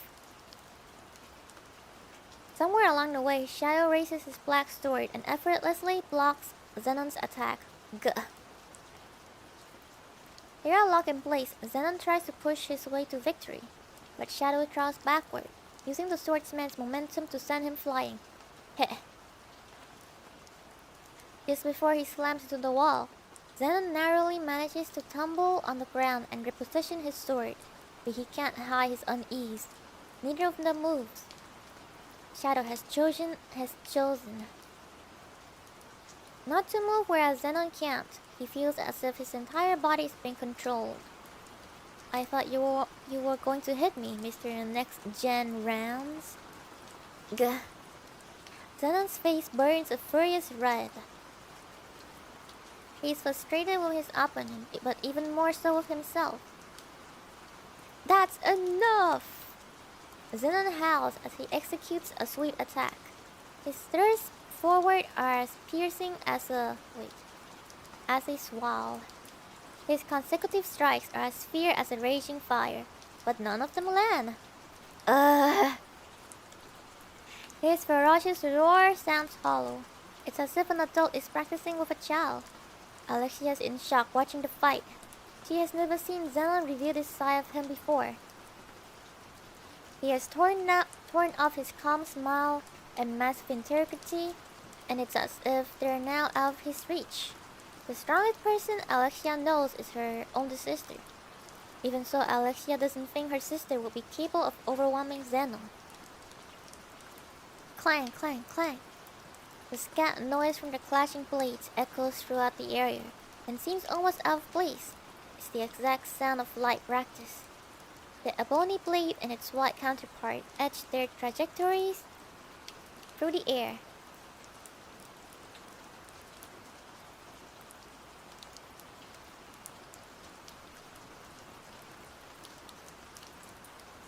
Alexia's gaze is fixed on this imitation practice session, mesmerized by the black sword. There's a reason her eyes can't stray from it. Mediocre swordplay. The figure in front of Alexia fights the same way she does. When Alexia was a child, she had her own idea of perfect swordplay. It isn't about talent, strength, or speed, but building up from the basics. Yet others keep comparing her to her sister and mock her for being average, which makes Alexia feel as if she's lost her direction in life. But despite all her struggles, Alexia never gives up, and she just witnessed these unremarkable moves. Moves slay the genius Zenon Griffey. Amazing, she mutters admiringly. Witnessing this, she can see the path he's walking in life. It's a direct result of his serious and unwavering efforts. Alexia's sister might have the same thought. Iris. Alexia feels like she finally understands her sister's words from long ago. God damn it. Shadow's blade lashes out at Zenon. He's been hit too many times to keep count. Zenon breathes raggedly as he glares at Shadow. His enraged eyes still haven't accepted reality. You bastard. Show me who you are. Why do you hide your identity when you possess this much power? Those with Shadow's strength hold riches and respect within arm's reach, with the potential to known worldwide, but no one knows about Shadow's swordplay. Even if he hides his face, those lucky enough to get a glimpse of his swordplay will never forget it, but this is the first time either Zenon or Alexia have seen such phenomenal swordmanship. We are the Shadow Guard. We are the Shadow Guard. We lurk in the darkness and hunt down shadows. That's the only reason we exist. You're out of your mind. Zenon and Shadow exchange glances. Alexia is completely excluded from this exchange. She doesn't know why they're fighting or what they're trying to accomplish. I wonder what is Sid thinking in this moment.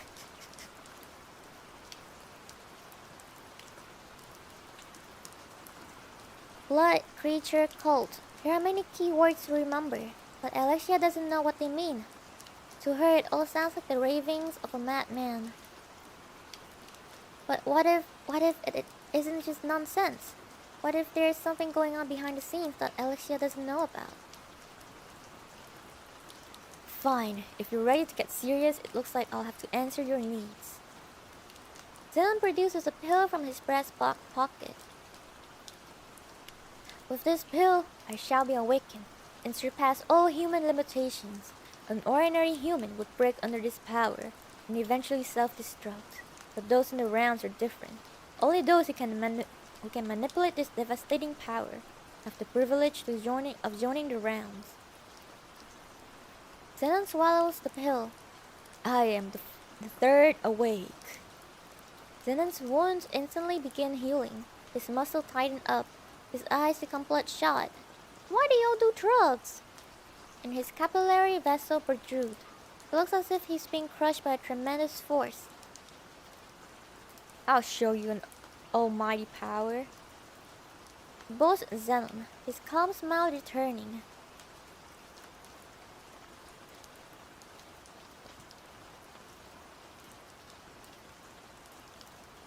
In his current form, there's no doubt Zenon is stronger than Princess Iris. Alexia thinks Zenon is the strongest being in the world and shrinks back in despair. No, she would if she would never seen Shadow's swordplay. She doesn't think Zenon's current form is so stronger at all. In fact, she thinks it's something else entirely. How ugly.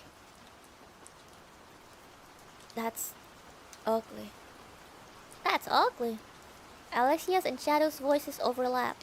After all, they're striving to achieve the same type of sword technique, which is why they share the same sentiment. Did you just call me ugly? Zenon's smile slips away. Don't call that pathetic form almighty. It's a disgrace to those who are. You son of a bitch. With borrowed power, you never walk the same path of the almighty. This is the first time in this battle that Shadows intensifies his magic. Until now, he's barely used it. It is so exceptionally precise. It is so exceptionally precise that it's impossible to perceive. But what is this? The surge of magic shows itself in the form of blue-violet rays of light. There are hundreds of ultra-thin strands. These create a dazzling pattern as they grab themselves around Shadows like veins. It's beautiful. Alexia is mesmerized by this sight. She isn't admiring the beauty of the lights, though by the precision of his magic. What's this? Zenon is once again shocked. No one has ever created such beauty through magic. I'll show you the true almighty power and carve it into your mind forever. Magic gathers in the ebony blade and etches out a pattern, starting to form a large spiral. Shadow continues focusing his power. It seems as if that spiral will swallow everything whole. A frightening power is absorbed into the black weapon. This is me at my peak. Shadow readies his blade in the lunging position. This stance is only to strike down an enemy. Stop. Is the ground trembling, or the air, or Zenon himself? No, it's everything. Everything is rippling. Alexia noticed that she's shaking too. It isn't out of fear though, but joy. That's the final destination. That swordblade is their strongest.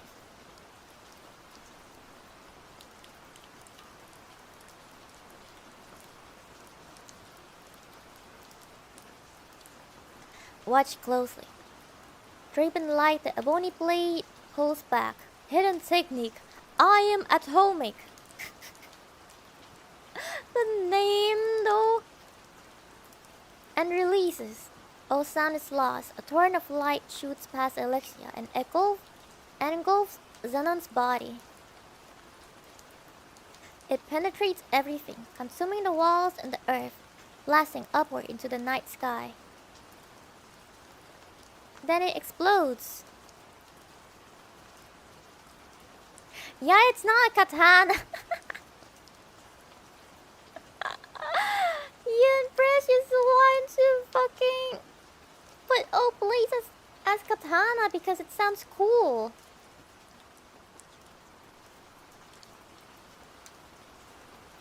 As patterns of light are etched into the night sky, the entire capital assumes a blue-violet hue. From impossibly far away, the delayed blast ripples across the city, sweeping away the rain clouds, shaking the ground and the private residences before passing. All that's left is a full moon and a beautiful night sky full of stars. Zenon has been vaporized. He doesn't even leave behind a single speck of dust. The large hole blasts through the wall all the way above ground. And then Shadow flings open his coat and slips into the night. Once there was a man who challenged nuclear power and trained his body and mind to hone his technique. But it remained far beyond his reach. And then after many hours of exhaustive straining, he finally found the answer. Question: how can I withstand nuclear power? Answer: become nuclear power. From this, the esoteric technique I am atomic was born.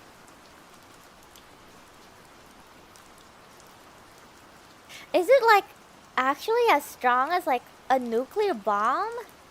It doesn't sound like it affects like the surrounding that much. Like a normal bomb but not a nuclear bomb. If it's like nuclear power, then it will like destroy the entire city, right? I don't think he's like as strong as a nuke, right? Not strong enough to train harder. Or maybe he's like controlling his power. As always. Like he's hiding his true power.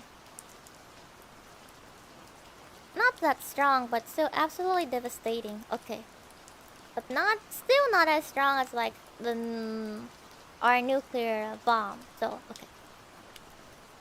And its power is most certainly comparable to a weapon of mass destruction. How long did time stand still? Alexia suddenly noticed someone's calling her. Alexia. Alexia. The person gasps for air and shouts from far away. It's a voice she instantly recognized. Iris! Iris! Screams Alexia, dashing out through the large hole in the wall to the outdoors. Alexia! Alexia! Iris hurries towards her. Iris, Alexia is embraced before she can tell her sister she's unharmed. Iris is soaking from head to toe, and her body feels chilly and warm at the same time. I'm so glad you're safe. I really am. Iris hugs her sister tightly. With some hesitation, Alexia grabs her arms around Iris's back. I'm sorry, I must be cold. Alexia shakes her head against her sister's chest. Tears flow from her eyes and won't stop coming. Finally, they can shed more than one fucking tear. Like a single drop of tears. So they can't cry. They just like... Yeah, I know they're improving. Holy shit. Wait, I think it's because they're together, you know? Like, if you combine one tear and one tear, then you make like... Like... more tear. They combined their powers of single tear, and they made more tears this way. I understand now. They should be together more often. Tears. Okay, yeah, multiple tears now. Good. Well, it's only said tears, so like it could be only two. So, so they both combined their single tear, and now they have two tears. They have two tears. I did say it won't stop coming though. Okay. So more than that. That's good, that's good. They improved. They now know how to cry. Properly. I have never... Like, whenever I cry, I always like shed more than one single tear. There's no way I can just like cry one tear. Like, that's so hard. Can you guys cry with one, like, cry and only shed one single tear? That seems so hard to do. Like, legit. Like, crying a single tear, like, only one single tear is so hard to do. Like, only on one eye. That's really hard. I wonder how you do it. Two students dance on the roof. That might happen if you stub your toe.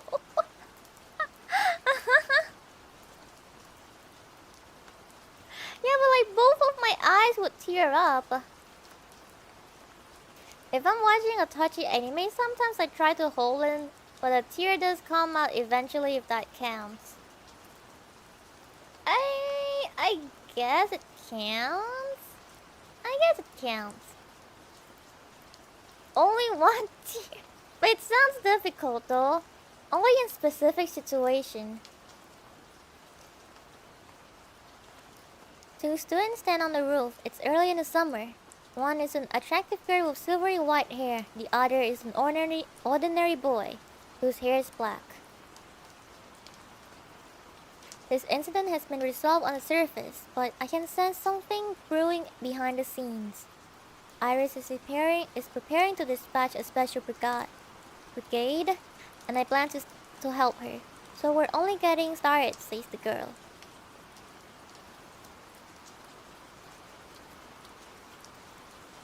All in moderation, adds the boy. Which means you've been cleared of the charges. I really dragged you into that mess. Don't worry about it. A gust of wind passes between them, and her skirt billows to reveal her white legs. It's hot as balls out here. Can we go inside? The midday sun is beating down on them. The two shadows extend from their feet. They can hear the distant voices of the cicadas chirping. Wait, there's two things I have to say. Here? Here. He confirms, squinting and looking up at the blue sky. First, I want to give you my things. You said you like my swordsmanship, right? Well, I know I'm late, but I really appreciate it. No problem. I finally like it, not that I attribute that development to you. Did you really have to throw in that last bit? It's the truth. They lock eyes, and he's the first to look away. Anyway, if you've learned to like your swordplay, that sounds cool to me. Yeah, it is. The girl smiles. So, what's the second thing? We pretended to date until now, but Instructor Zenon died in that instant. which means I'm free from my duties. But I do have one proposition. The girl looks sort of uncomfortable as she searches for the right words. If you're alright with it. Her red eyes dart around, and her voice softens ever so slightly. Maybe we can do this a little while longer? The boy beams at her. No thanks, he answers, flipping her off. The girl unsheathes her sword in one fluid motion. That night, the student discovered a large pool of blood on the rooftop. Oh my god, how long is this chapter?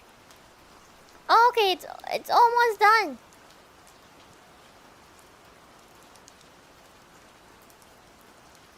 Despite the heinous amount, there's no corpse in the vicinity.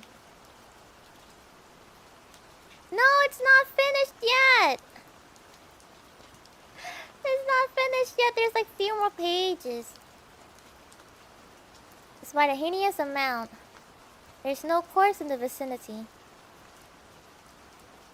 Even when the students and school authorities investigate the matter, there are no wounded or missing persons, and the case is never solved. Subsequently, this is dubbed the incident of the corpseless murder and considered one of the 7 wonders of the school. Why do like Japanese schools are like really like these 7 wonders thing? Like it happens in like all of the shows and like anime I watch. Like the 7 mystery, the 7 wonders of the school. We never have that. We never have that. One day, out of the blue, Alexia asks her older sister something odd. Yeah, it's a trope, right? We never have that.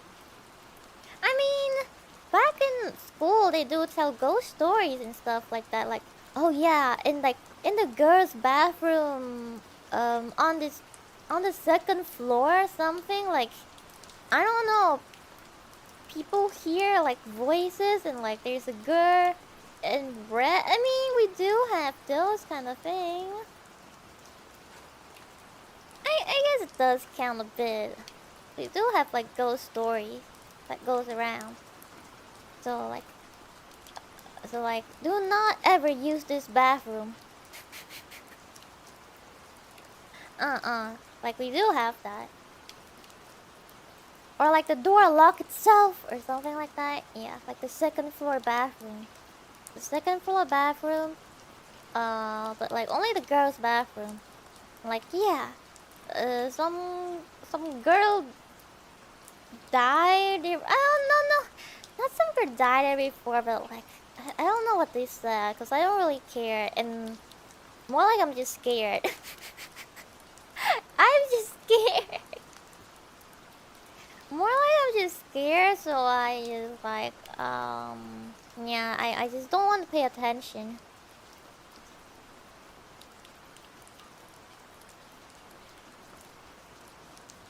There was a huge thing about ghosts in the girls' toilet in elementary.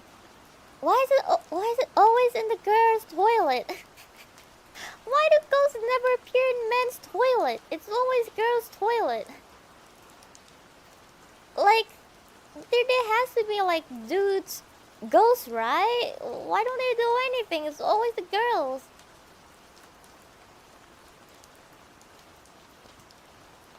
One day out of the blue, Alexia asked her older sister something odd. Can you please tell me what kind of apology guarantees forgiveness? Iris frowns when she hears that question. What does she expect from me? She tells Alexia the obvious. There's no such thing. Which is common sense, but all of it goes in one of her disgruntled sister's ear and not the other. I hate apologizing to begin with, complains Alexia, turning away, at which point Iris throws in the towel and calls it a day. But Iris is fired up by a sense of duty to do something to help her sister. From what she gathers, her silly sister annoys someone close to her. The problem is she hasn't made up for it yet. Iris realized this is the first time her sister has ever asked her how to apologize. Alexia always says sorry when she does something wrong. Of course, this is a superficial apology with no real emotion, but others sharing Shadow's relationship with her are none the wiser. Until now, Alexia has gotten along just fine. But if she's asking how to apologize, that means she isn't referring to a fake acquaintance, but to a friend. That little sister of hers has made a friend. Iris's heart bursts with happiness, a hint of loneliness, and an overwhelming sense of duty. But telling Alexia will only cause her to rebel. Iris contemplates the situation all night, but ultimately can't come up with a good solution. To start off, Iris is very direct in conversation, but has almost no social grace, as opposed to Alexia, who doesn't like to confront others. Even if Iris suggests something, she knows Alexia won't lend an ear, saying something like, "I'm getting goosebumps from being so uncomfortable." And that'll be the end of it. In every way, the sisters are natural born opposites. That's why Iris decides to rely on a certain rumor. On a rare day when both sisters have spare time, Iris invites Alexia to a department store that's been the talk of the town. "Iris, what is this?" "It's called Mitsukoshi. I think it's all the rage in the capital. I heard they sell some really tasty treats." "Treats? I don't hate that, but..." Alexia looks unamused. Seeing her sister's expressions, Iris panics. Hey, I hear girls are really into these new snacks called chocolate. Maybe you want to give it to someone as a gift." Alexia stares coldly at Iris. "For example, a new friend. I bet it will make them happy." Iris is very bad at hinting at things. It's painfully pathetic to see her try to force a smile. "Alright, I get the idea. Let's go inside," Alexia suggests, looking terribly bored. "Wait, we can't go in yet. Just look at the line." A crowd has formed in front of Mitsukoshi, sneaking around in a long line in a frenzy.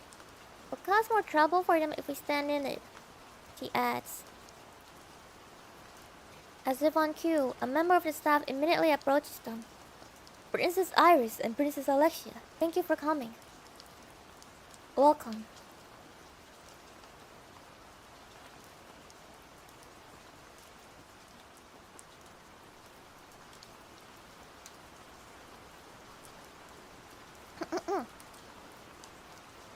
The woman in the blue uniform politely bows, whatever, and leads the pair inside. A quick look around shows the two princesses have attracted a lot of attention from the crowd. "I see." Iris says with a nod. Alexia sighs at her sister.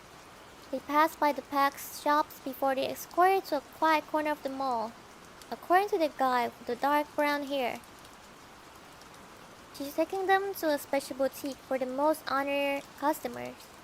The two princesses find the simple yet tasteful decor of the boutique refreshing, especially because they're accustomed to ornate designs and decorations. Every new and unique product brings a sparkle to Alexia's once apathetic eyes. A stunning blue-haired elf appears before them. "Thank you for your patience. I'm Luna, the president of Mitsukoshi. Here's our newest product, chocolate."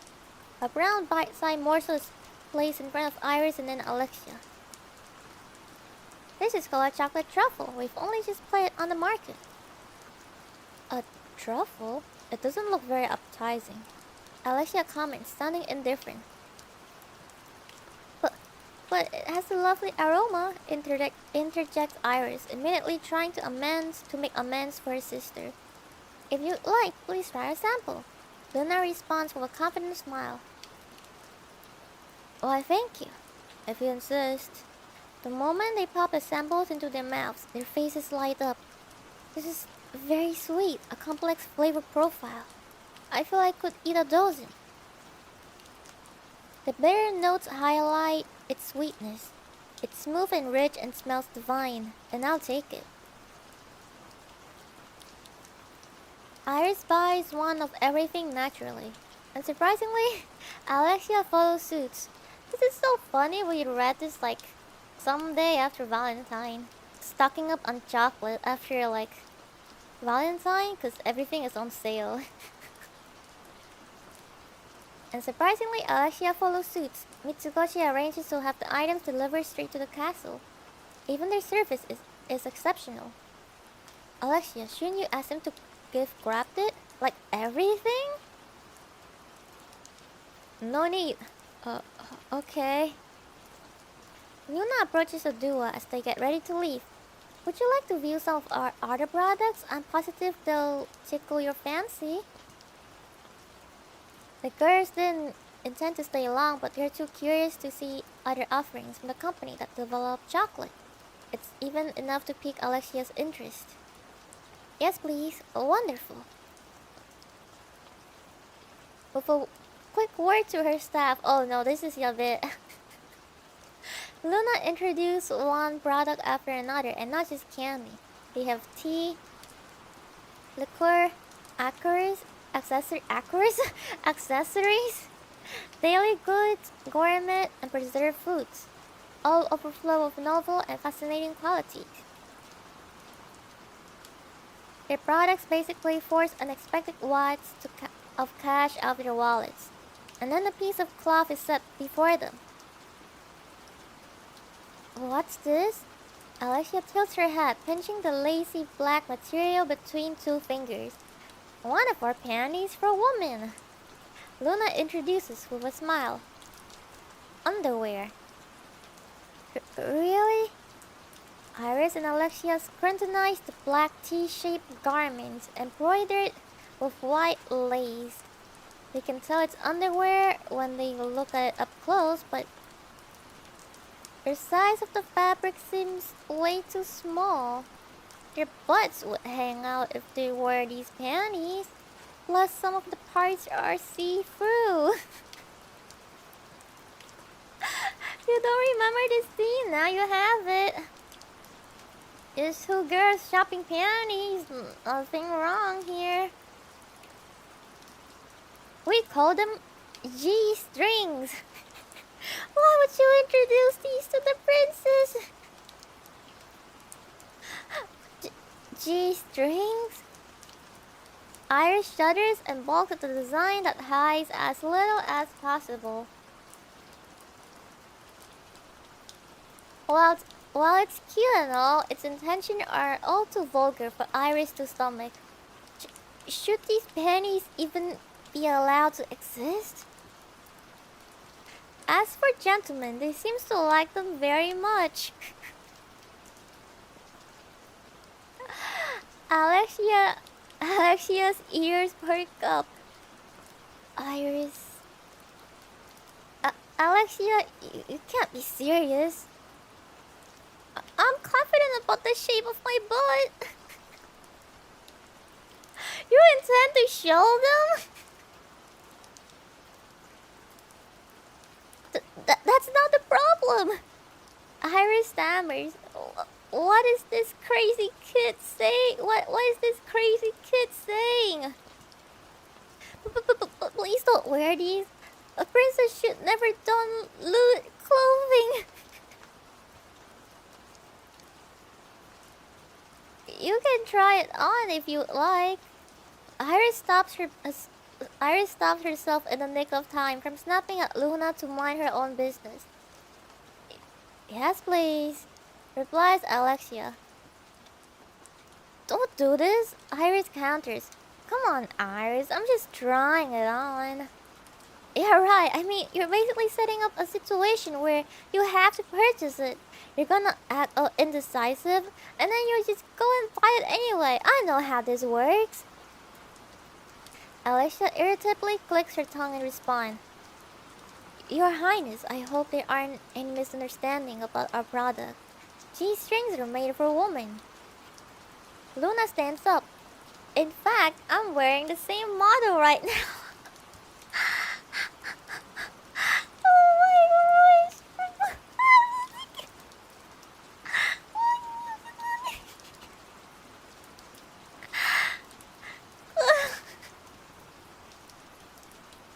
Do I continue?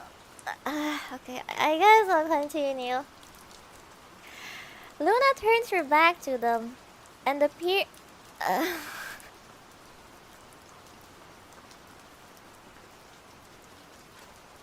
Luna turns her back to them, and their pair zero in on the shapely butt under her tight black dress. Look, even though my dress is thin, you can't see my panty lines. Am I seriously reading this? Oh my god!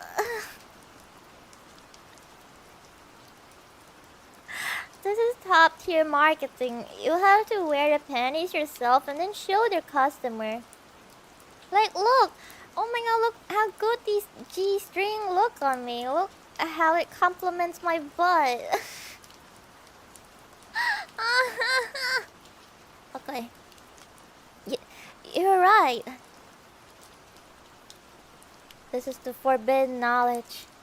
Underwear lines are always visible under lightweight fabrics. What if you just wear pasty? What if you just wear pasty? Then you don't have to worry about, underwear lines. There are girls who refuse to wear underwear to formal events to prevent them from showing. Holy shit! Does that mean if you go to like royal events and like if you use wind magic, then you get to see lots of cats? Lots of neko? Wow, look out, this forbidden knowledge. This is the forbidden knowledge. Let's hope no one used this knowledge for evil. But this G-string eliminates that problem. It can't be detected under clothing. You're just trying to sell G-strings. Oh my god. Are you really wearing it? Would you like to see? Luna asks, slowly peeling up her dress to reveal her milky thighs. I'm good. Just kidding. Luna seductively grins and unfurls her dress. Would you like to try it on at least? Yes, as long as you're just seeing how it looks. The duo trail after Luna into a large fitting room. Holy shit, Iris is watching! Iris nervously watches Alexia cheerfully slip out one pair of underwear into another. Iris is watching her sister like changing? Isn't this kinda weird and awkward? Watching your family member change? Alexia yanks her skirt up to her waist and pulls her white pair down. She's wearing white, she's pure. Letting them fall to her ankles. Why are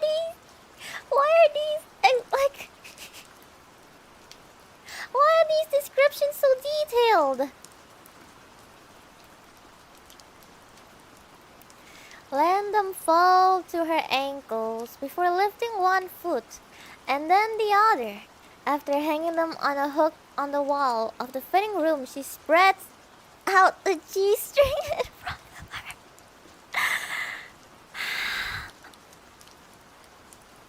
She spreads out the G-string in front of her. It's practically transparent, notes Iris, sounding early baffled. Jesus! Seems pretty airy to me, chirps Alexia, amused. Alexia bends for... What is with this description? I feel like I'm not reading them like putting on panties anymore.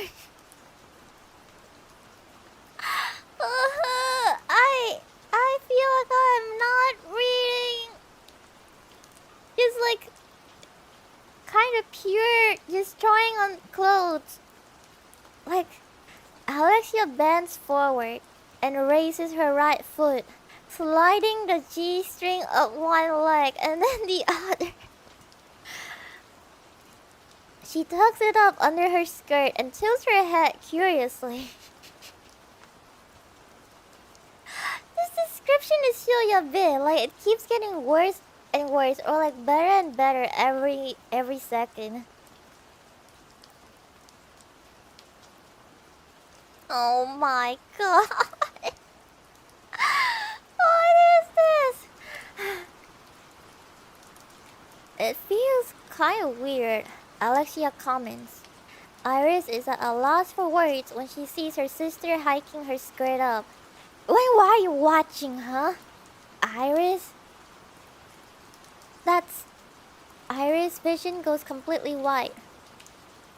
Your Highness, you have it on backward. Oh, that explains it. Alexia replies to Luna, leaving her dumbfounded sister be as she slips off her G-string and puts it on the right way.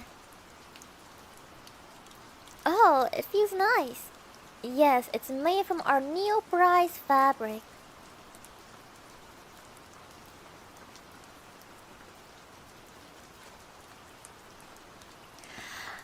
I can't read this next sentence. I can't read this next sentence. What the fuck?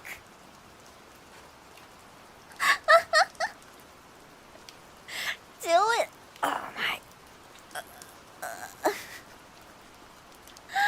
Replace a yabel or something else. There's no. How can I fix this? Oh, how can I fix this? Wait, let's bring back the rain.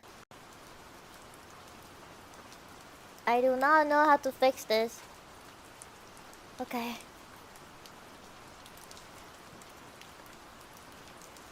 Alexia kicks up, crouches down, and spreads her legs to test it out.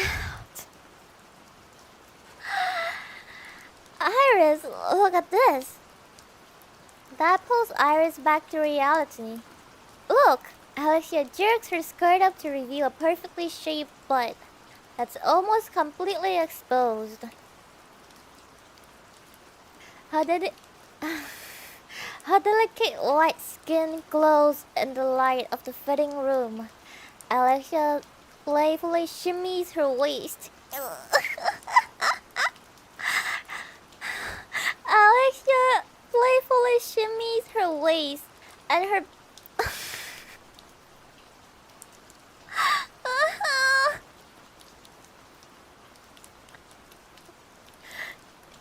and her buttocks jiggles around.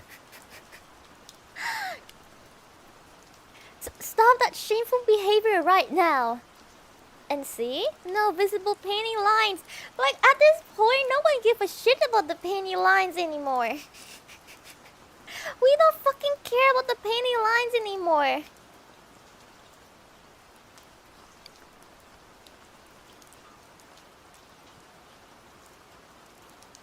When Alexia lowers her skirt, Iris certainly can't see them.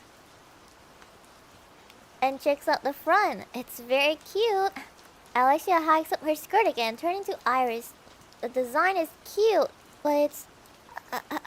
Alexia, it's completely sheer. It hides enough. Iris chants 3 times in her mind. It's not enough, it's not enough, not enough. I'll take 3 of these and all the other colorways. She takes everything. It's like transparent? Okay. Thank you for your business. There is no illustration. There is no illustration, sadly. You can't. I absolutely forbid it. Iris snaps off her trance. So she enjoy it? Iris actually enjoys it? Enjoyed it? Alexia down bad on her sister? Iris down bad on her sister. You and Press added this stuff? Wait, seriously? They just wanna appeal to the horny.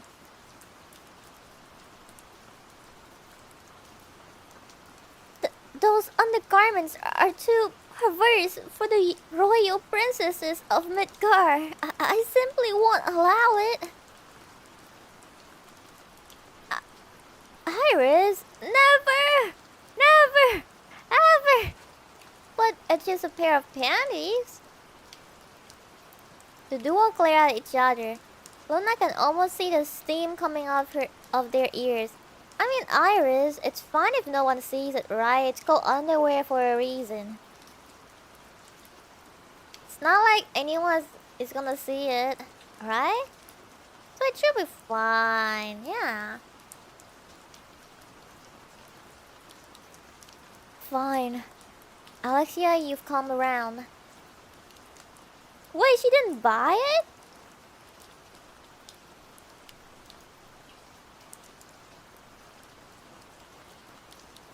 She didn't buy it? Alexia, you've come around. You know I want to listen to you. I've always been swayed by meaningless words and lost sight of what matters. Like the time you told me you liked my swordplay. With her see-through panties on full display, Alexia keeps her eyes warmly on Iris. Oh, now we're moving to the Tete section. Yeah, I remember that. My swordplay is a symbol of my small, insignificant life. That's why I want to listen to those who accept that about me. Alexia. Iris is touched to the point of trembling. We're finally on the same page. If you can't accept G-string, I won't buy them. I really want to wear them, but I won't if you don't want me to. So tell me, are you absolutely sure G-strings are out of the question?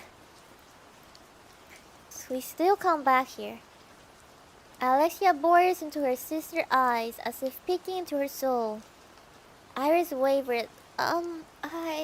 Well, they're not totally unacceptable. Not totally unacceptable? No? Then I'll take them. Thank you for your purchase. Iris can tell she's been bamboozled. What is with this fucking translation? Is it...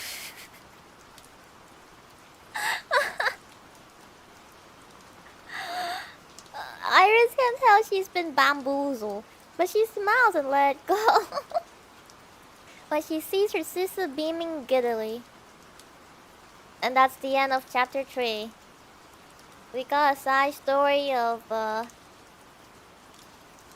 Iris and Alexia going on a trip to buy panties. I did not expect this ending.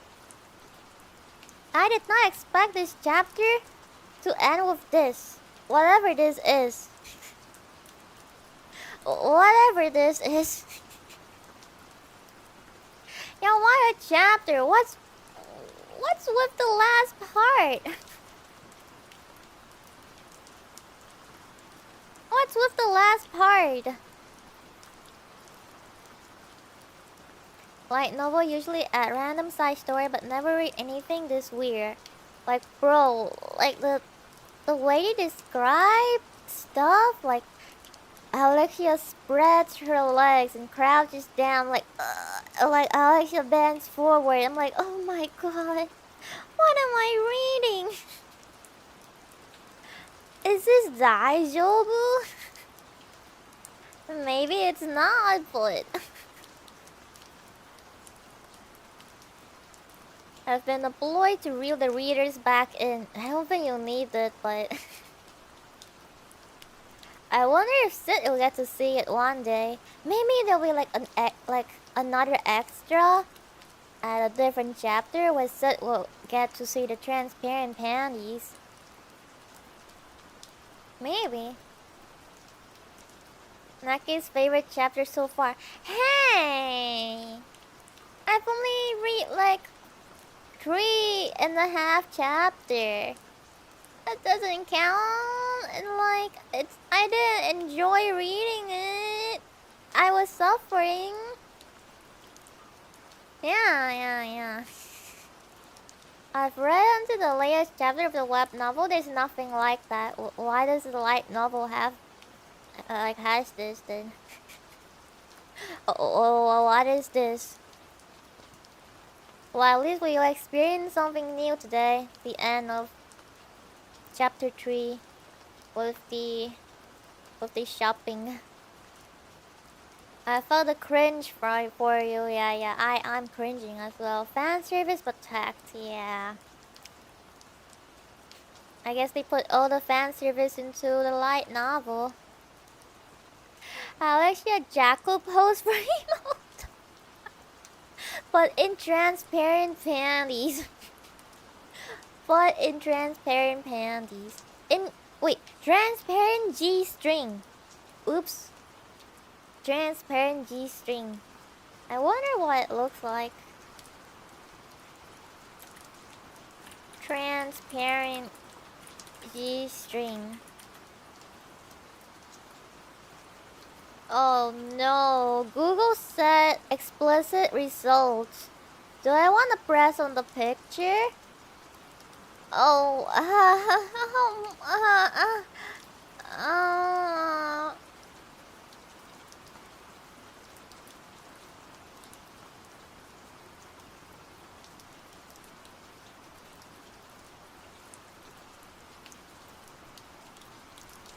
I've seen enough. Okay, I've seen enough.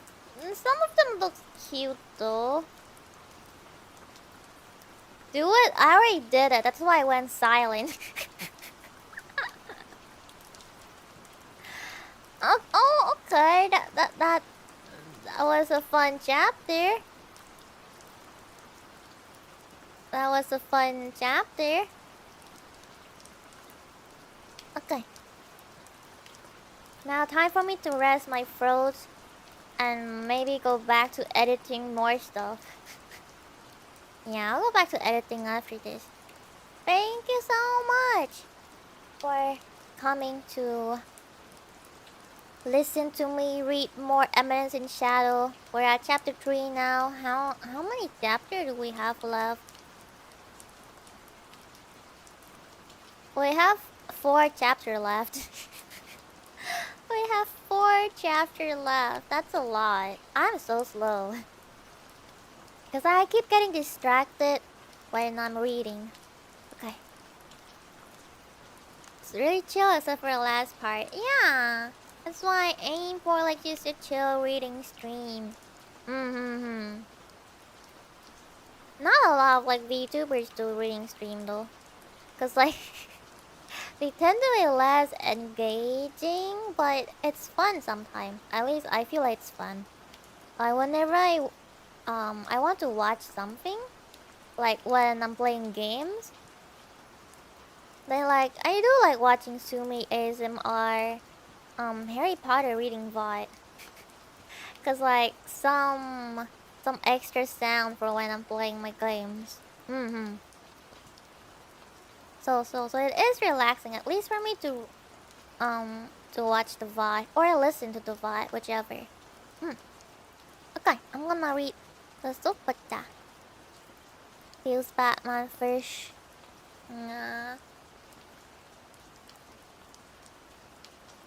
I miss her every day.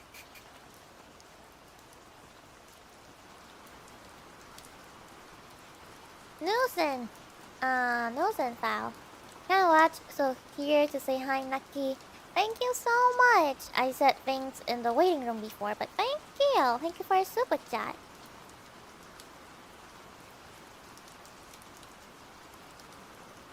Lima Papa. Hello, Naki. I really enjoy your recent collab with Aya Coleman. This is the first time I'm able to watch you stream live. Thank you, Lima Papa, for your super chat, but,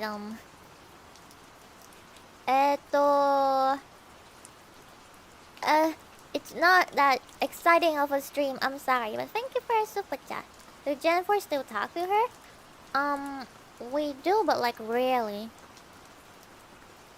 I guess she's also busy, and she do her own thing, so she doesn't check like Discord She doesn't check like Discord, or at least like where we usually chat. Cause I do not privately DM her. Coffee's nice too. No need to be exciting every time. Yeah, exactly. I want to like have like the best of both worlds. Like fun stream and relaxing coffee stream. Hi Naki, sorry I'm late. Yeah, Sir Dunkalot. I finished reading. You missed the spicy part at the end. If only you're a bit earlier, you might have catch the panties part, like the G-string part. I just hope she's doing well. She is doing well. She is doing well. Oh good. Yeah, you missed the best part. If only you come like, I don't know, 10 minutes earlier, you might have catch the transparent G-string part. So. Hanaki, love you. Thank you, Baka Ame, for a super chat. The best part is seeing Naki don't. Aw, thank you. And Tony, thank you for a super chat. Thank you for all of the super chat. Okay, I should go rest my voice now, cause I feel like my cold keep coming back. Maybe because I keep overusing my voice. Maybe one day we'll have a collab of Gen 4 again with that's forbidden knowledge. I don't think we're allowed.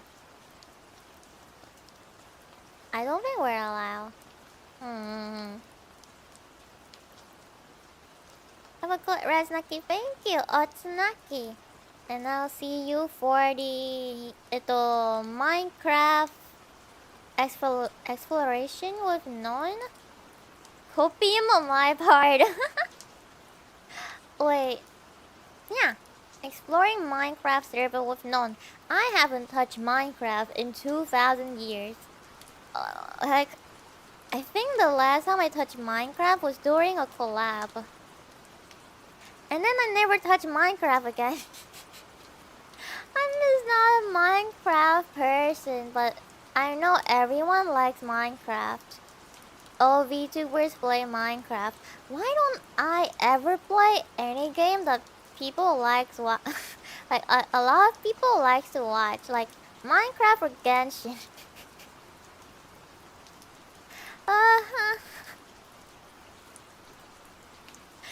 I do not play Minecraft, I do not play Genshin, and I do not play Apex.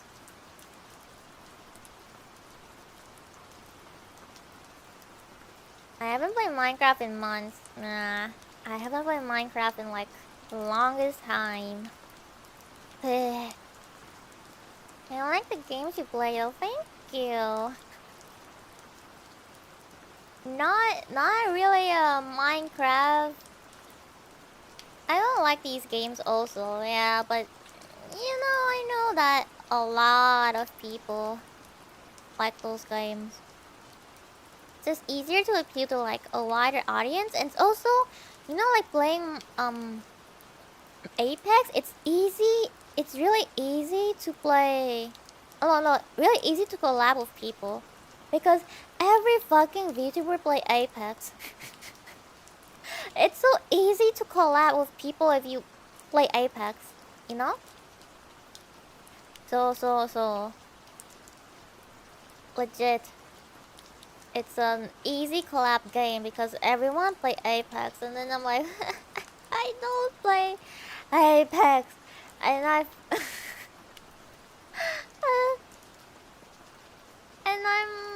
like not good at it as well, I think, if I play it. You never know though, you could become someone who likes Minecraft like Ame. I don't know. I mean, I have played.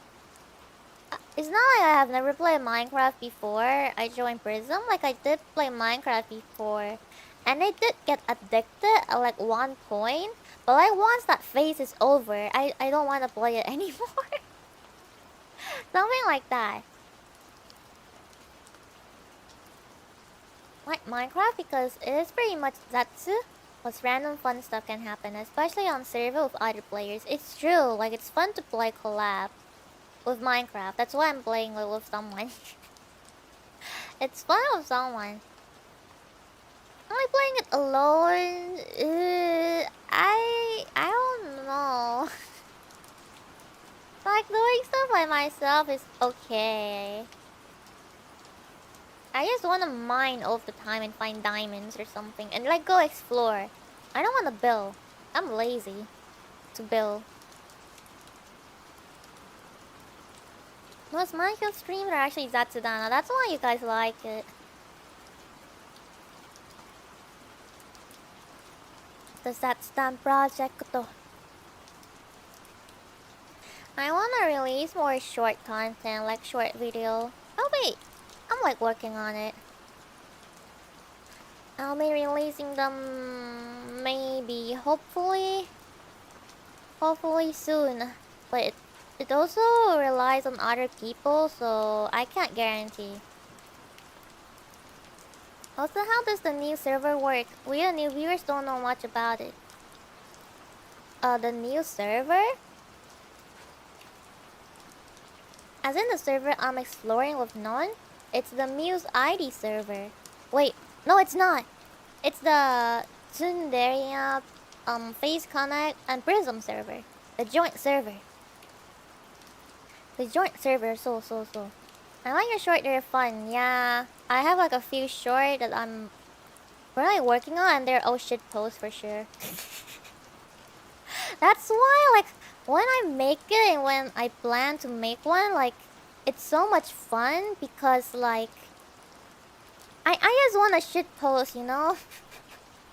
Shit post like it refill my energy.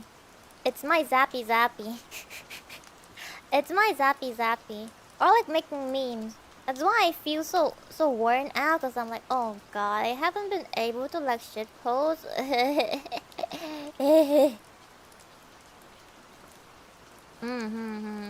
Last shit post was top tier. I'm gonna make an even better one. It's like, it's a shit post, but it's like, I put a lot of effort. I put a lot of effort in that shit post. It'll be a high effort shit post. That's why it's taking a long time. But like, I've seen this video, and the moment I saw it, I was like, this is fucking perfect. This is so fucking perfect. It's gonna be so good, and I wanna do it. Which one was your favorite short to make so far? I'm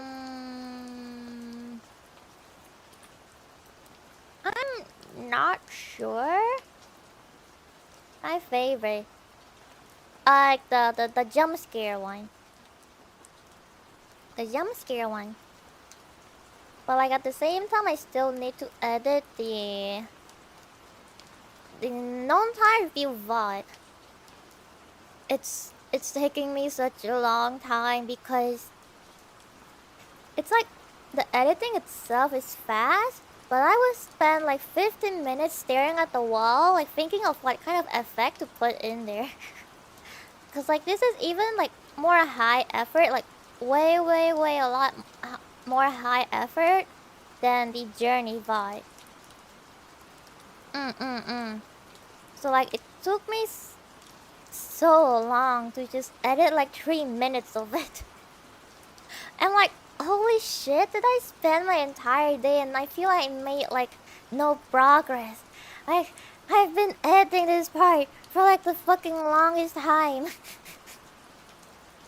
Sometimes Last Effect is more like a sussy baka one.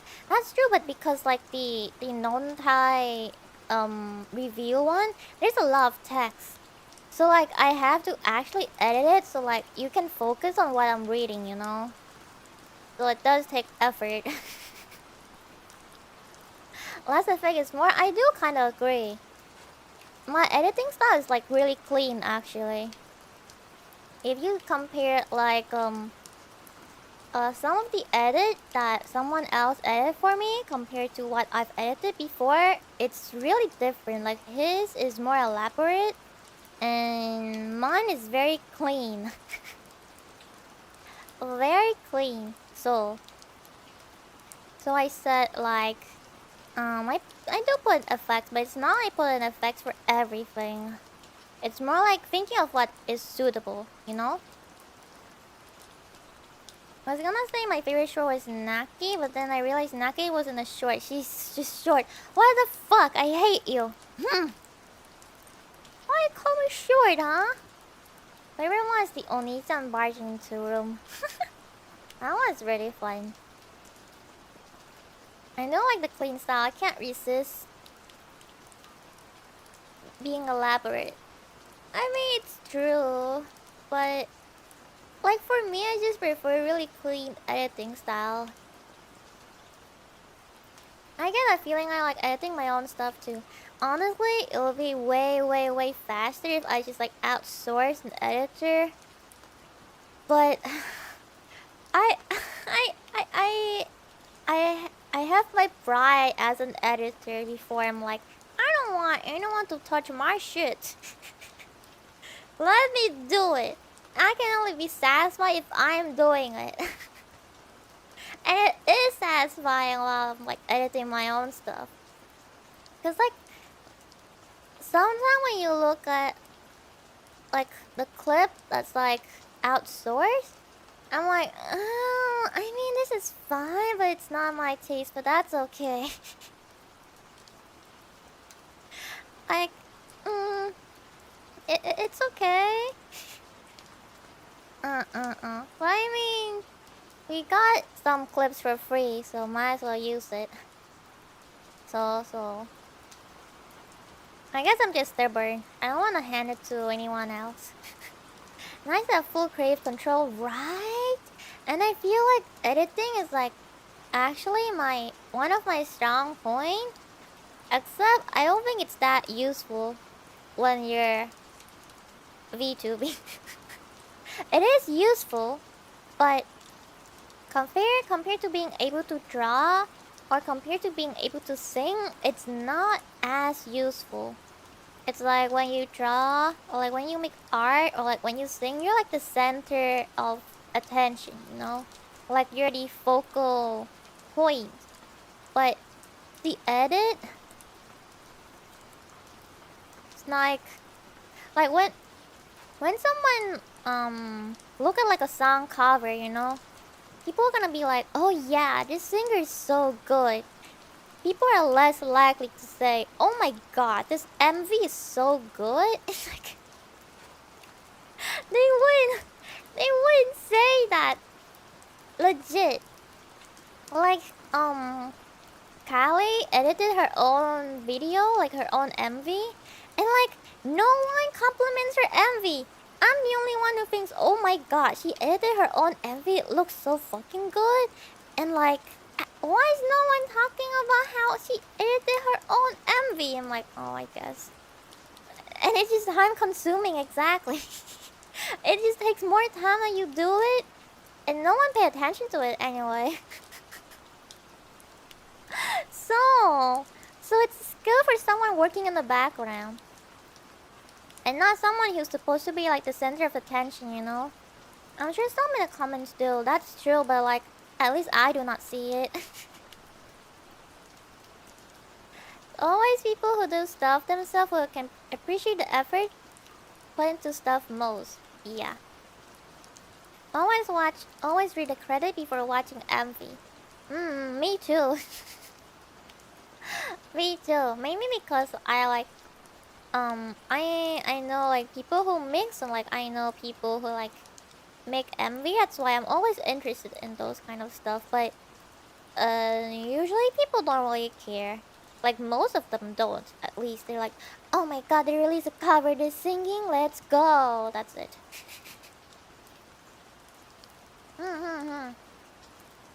So like knowing how to edit is good in a sense, but in another sense it's just like way more time consuming because like you would want to do stuff yourself to save money and you would waste a lot of time and no one noticed anyway.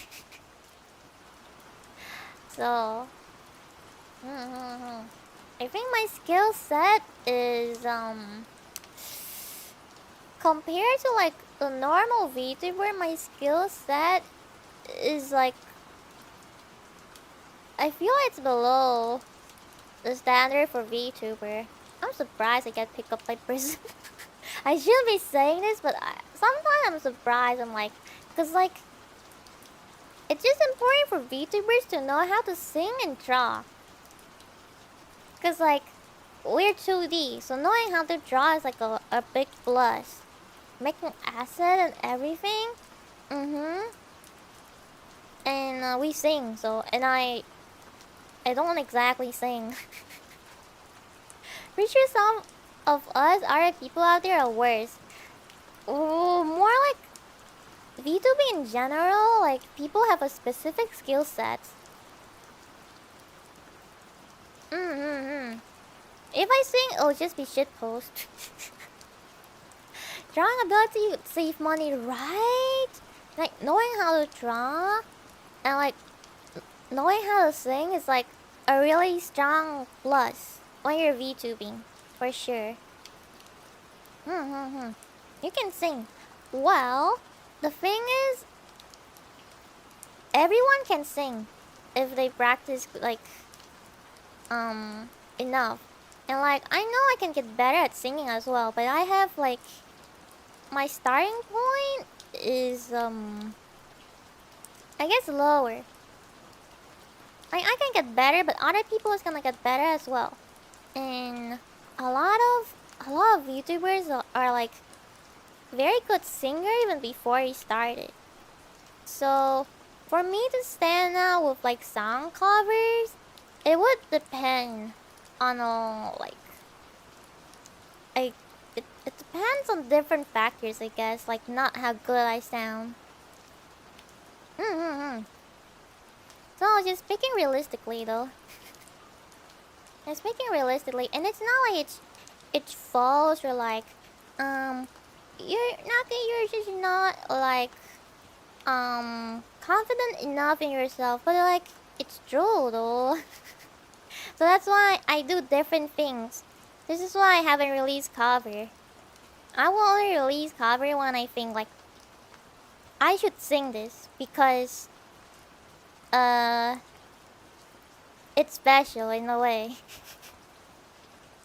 It's not like I will never release song covers. I will still wanna sing like meme songs. And like maybe and like Kamen Rider song, cause that's like something that not a lot of people do. So I still got my own niche and everything.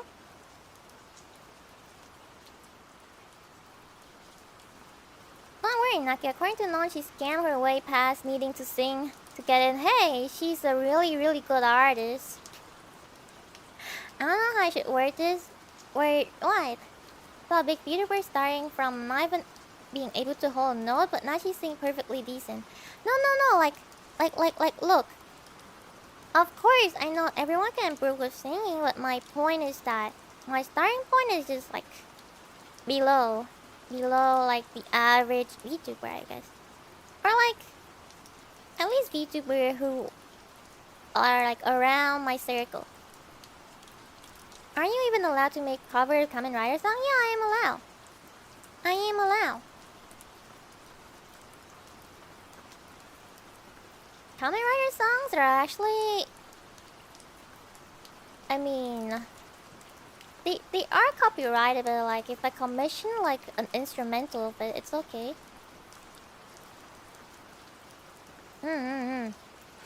So it's not like I'm denying like, oh, I can never get better at singing, or like my singing is like so bad. I mean, I do say it sometimes, but it's because like at that time it was really bad. One skill you don't give yourself enough credit is your talking skill.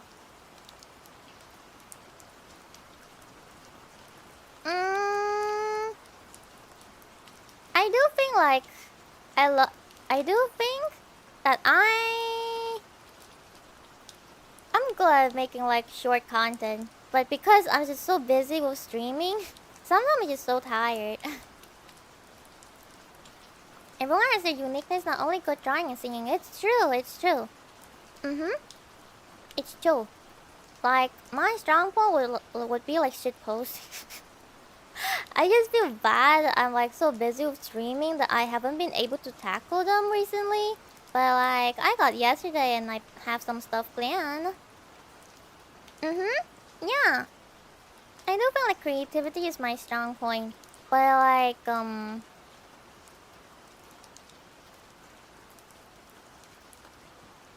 when you're surrounded by idols, it's it's like, man, my skill set is really different. uh. You can't help but feel kind of alone. Like, oh, oh man, everyone knows how to draw really well. And of course, like, it's not like I cannot draw at all. I can, but just like, it's okay. And I can improve, but it'll take time. And everyone's gonna improve as well. So I'm always gonna be like a bit below. I don't know what the average VTuber is like, but you have a niche. It's true that you are weaker in art in some aspect, but I don't know how to word it without sounding like a twat. It's okay. It's okay. It's not like I don't think of these things myself. I do try to think about how to appeal to like a wider audience. So I do try to think of making short and stuff. I used to stream for like such a long time, but now I start to like cut it down so I can have time to like do other stuff. Not making that joke is strong point. What?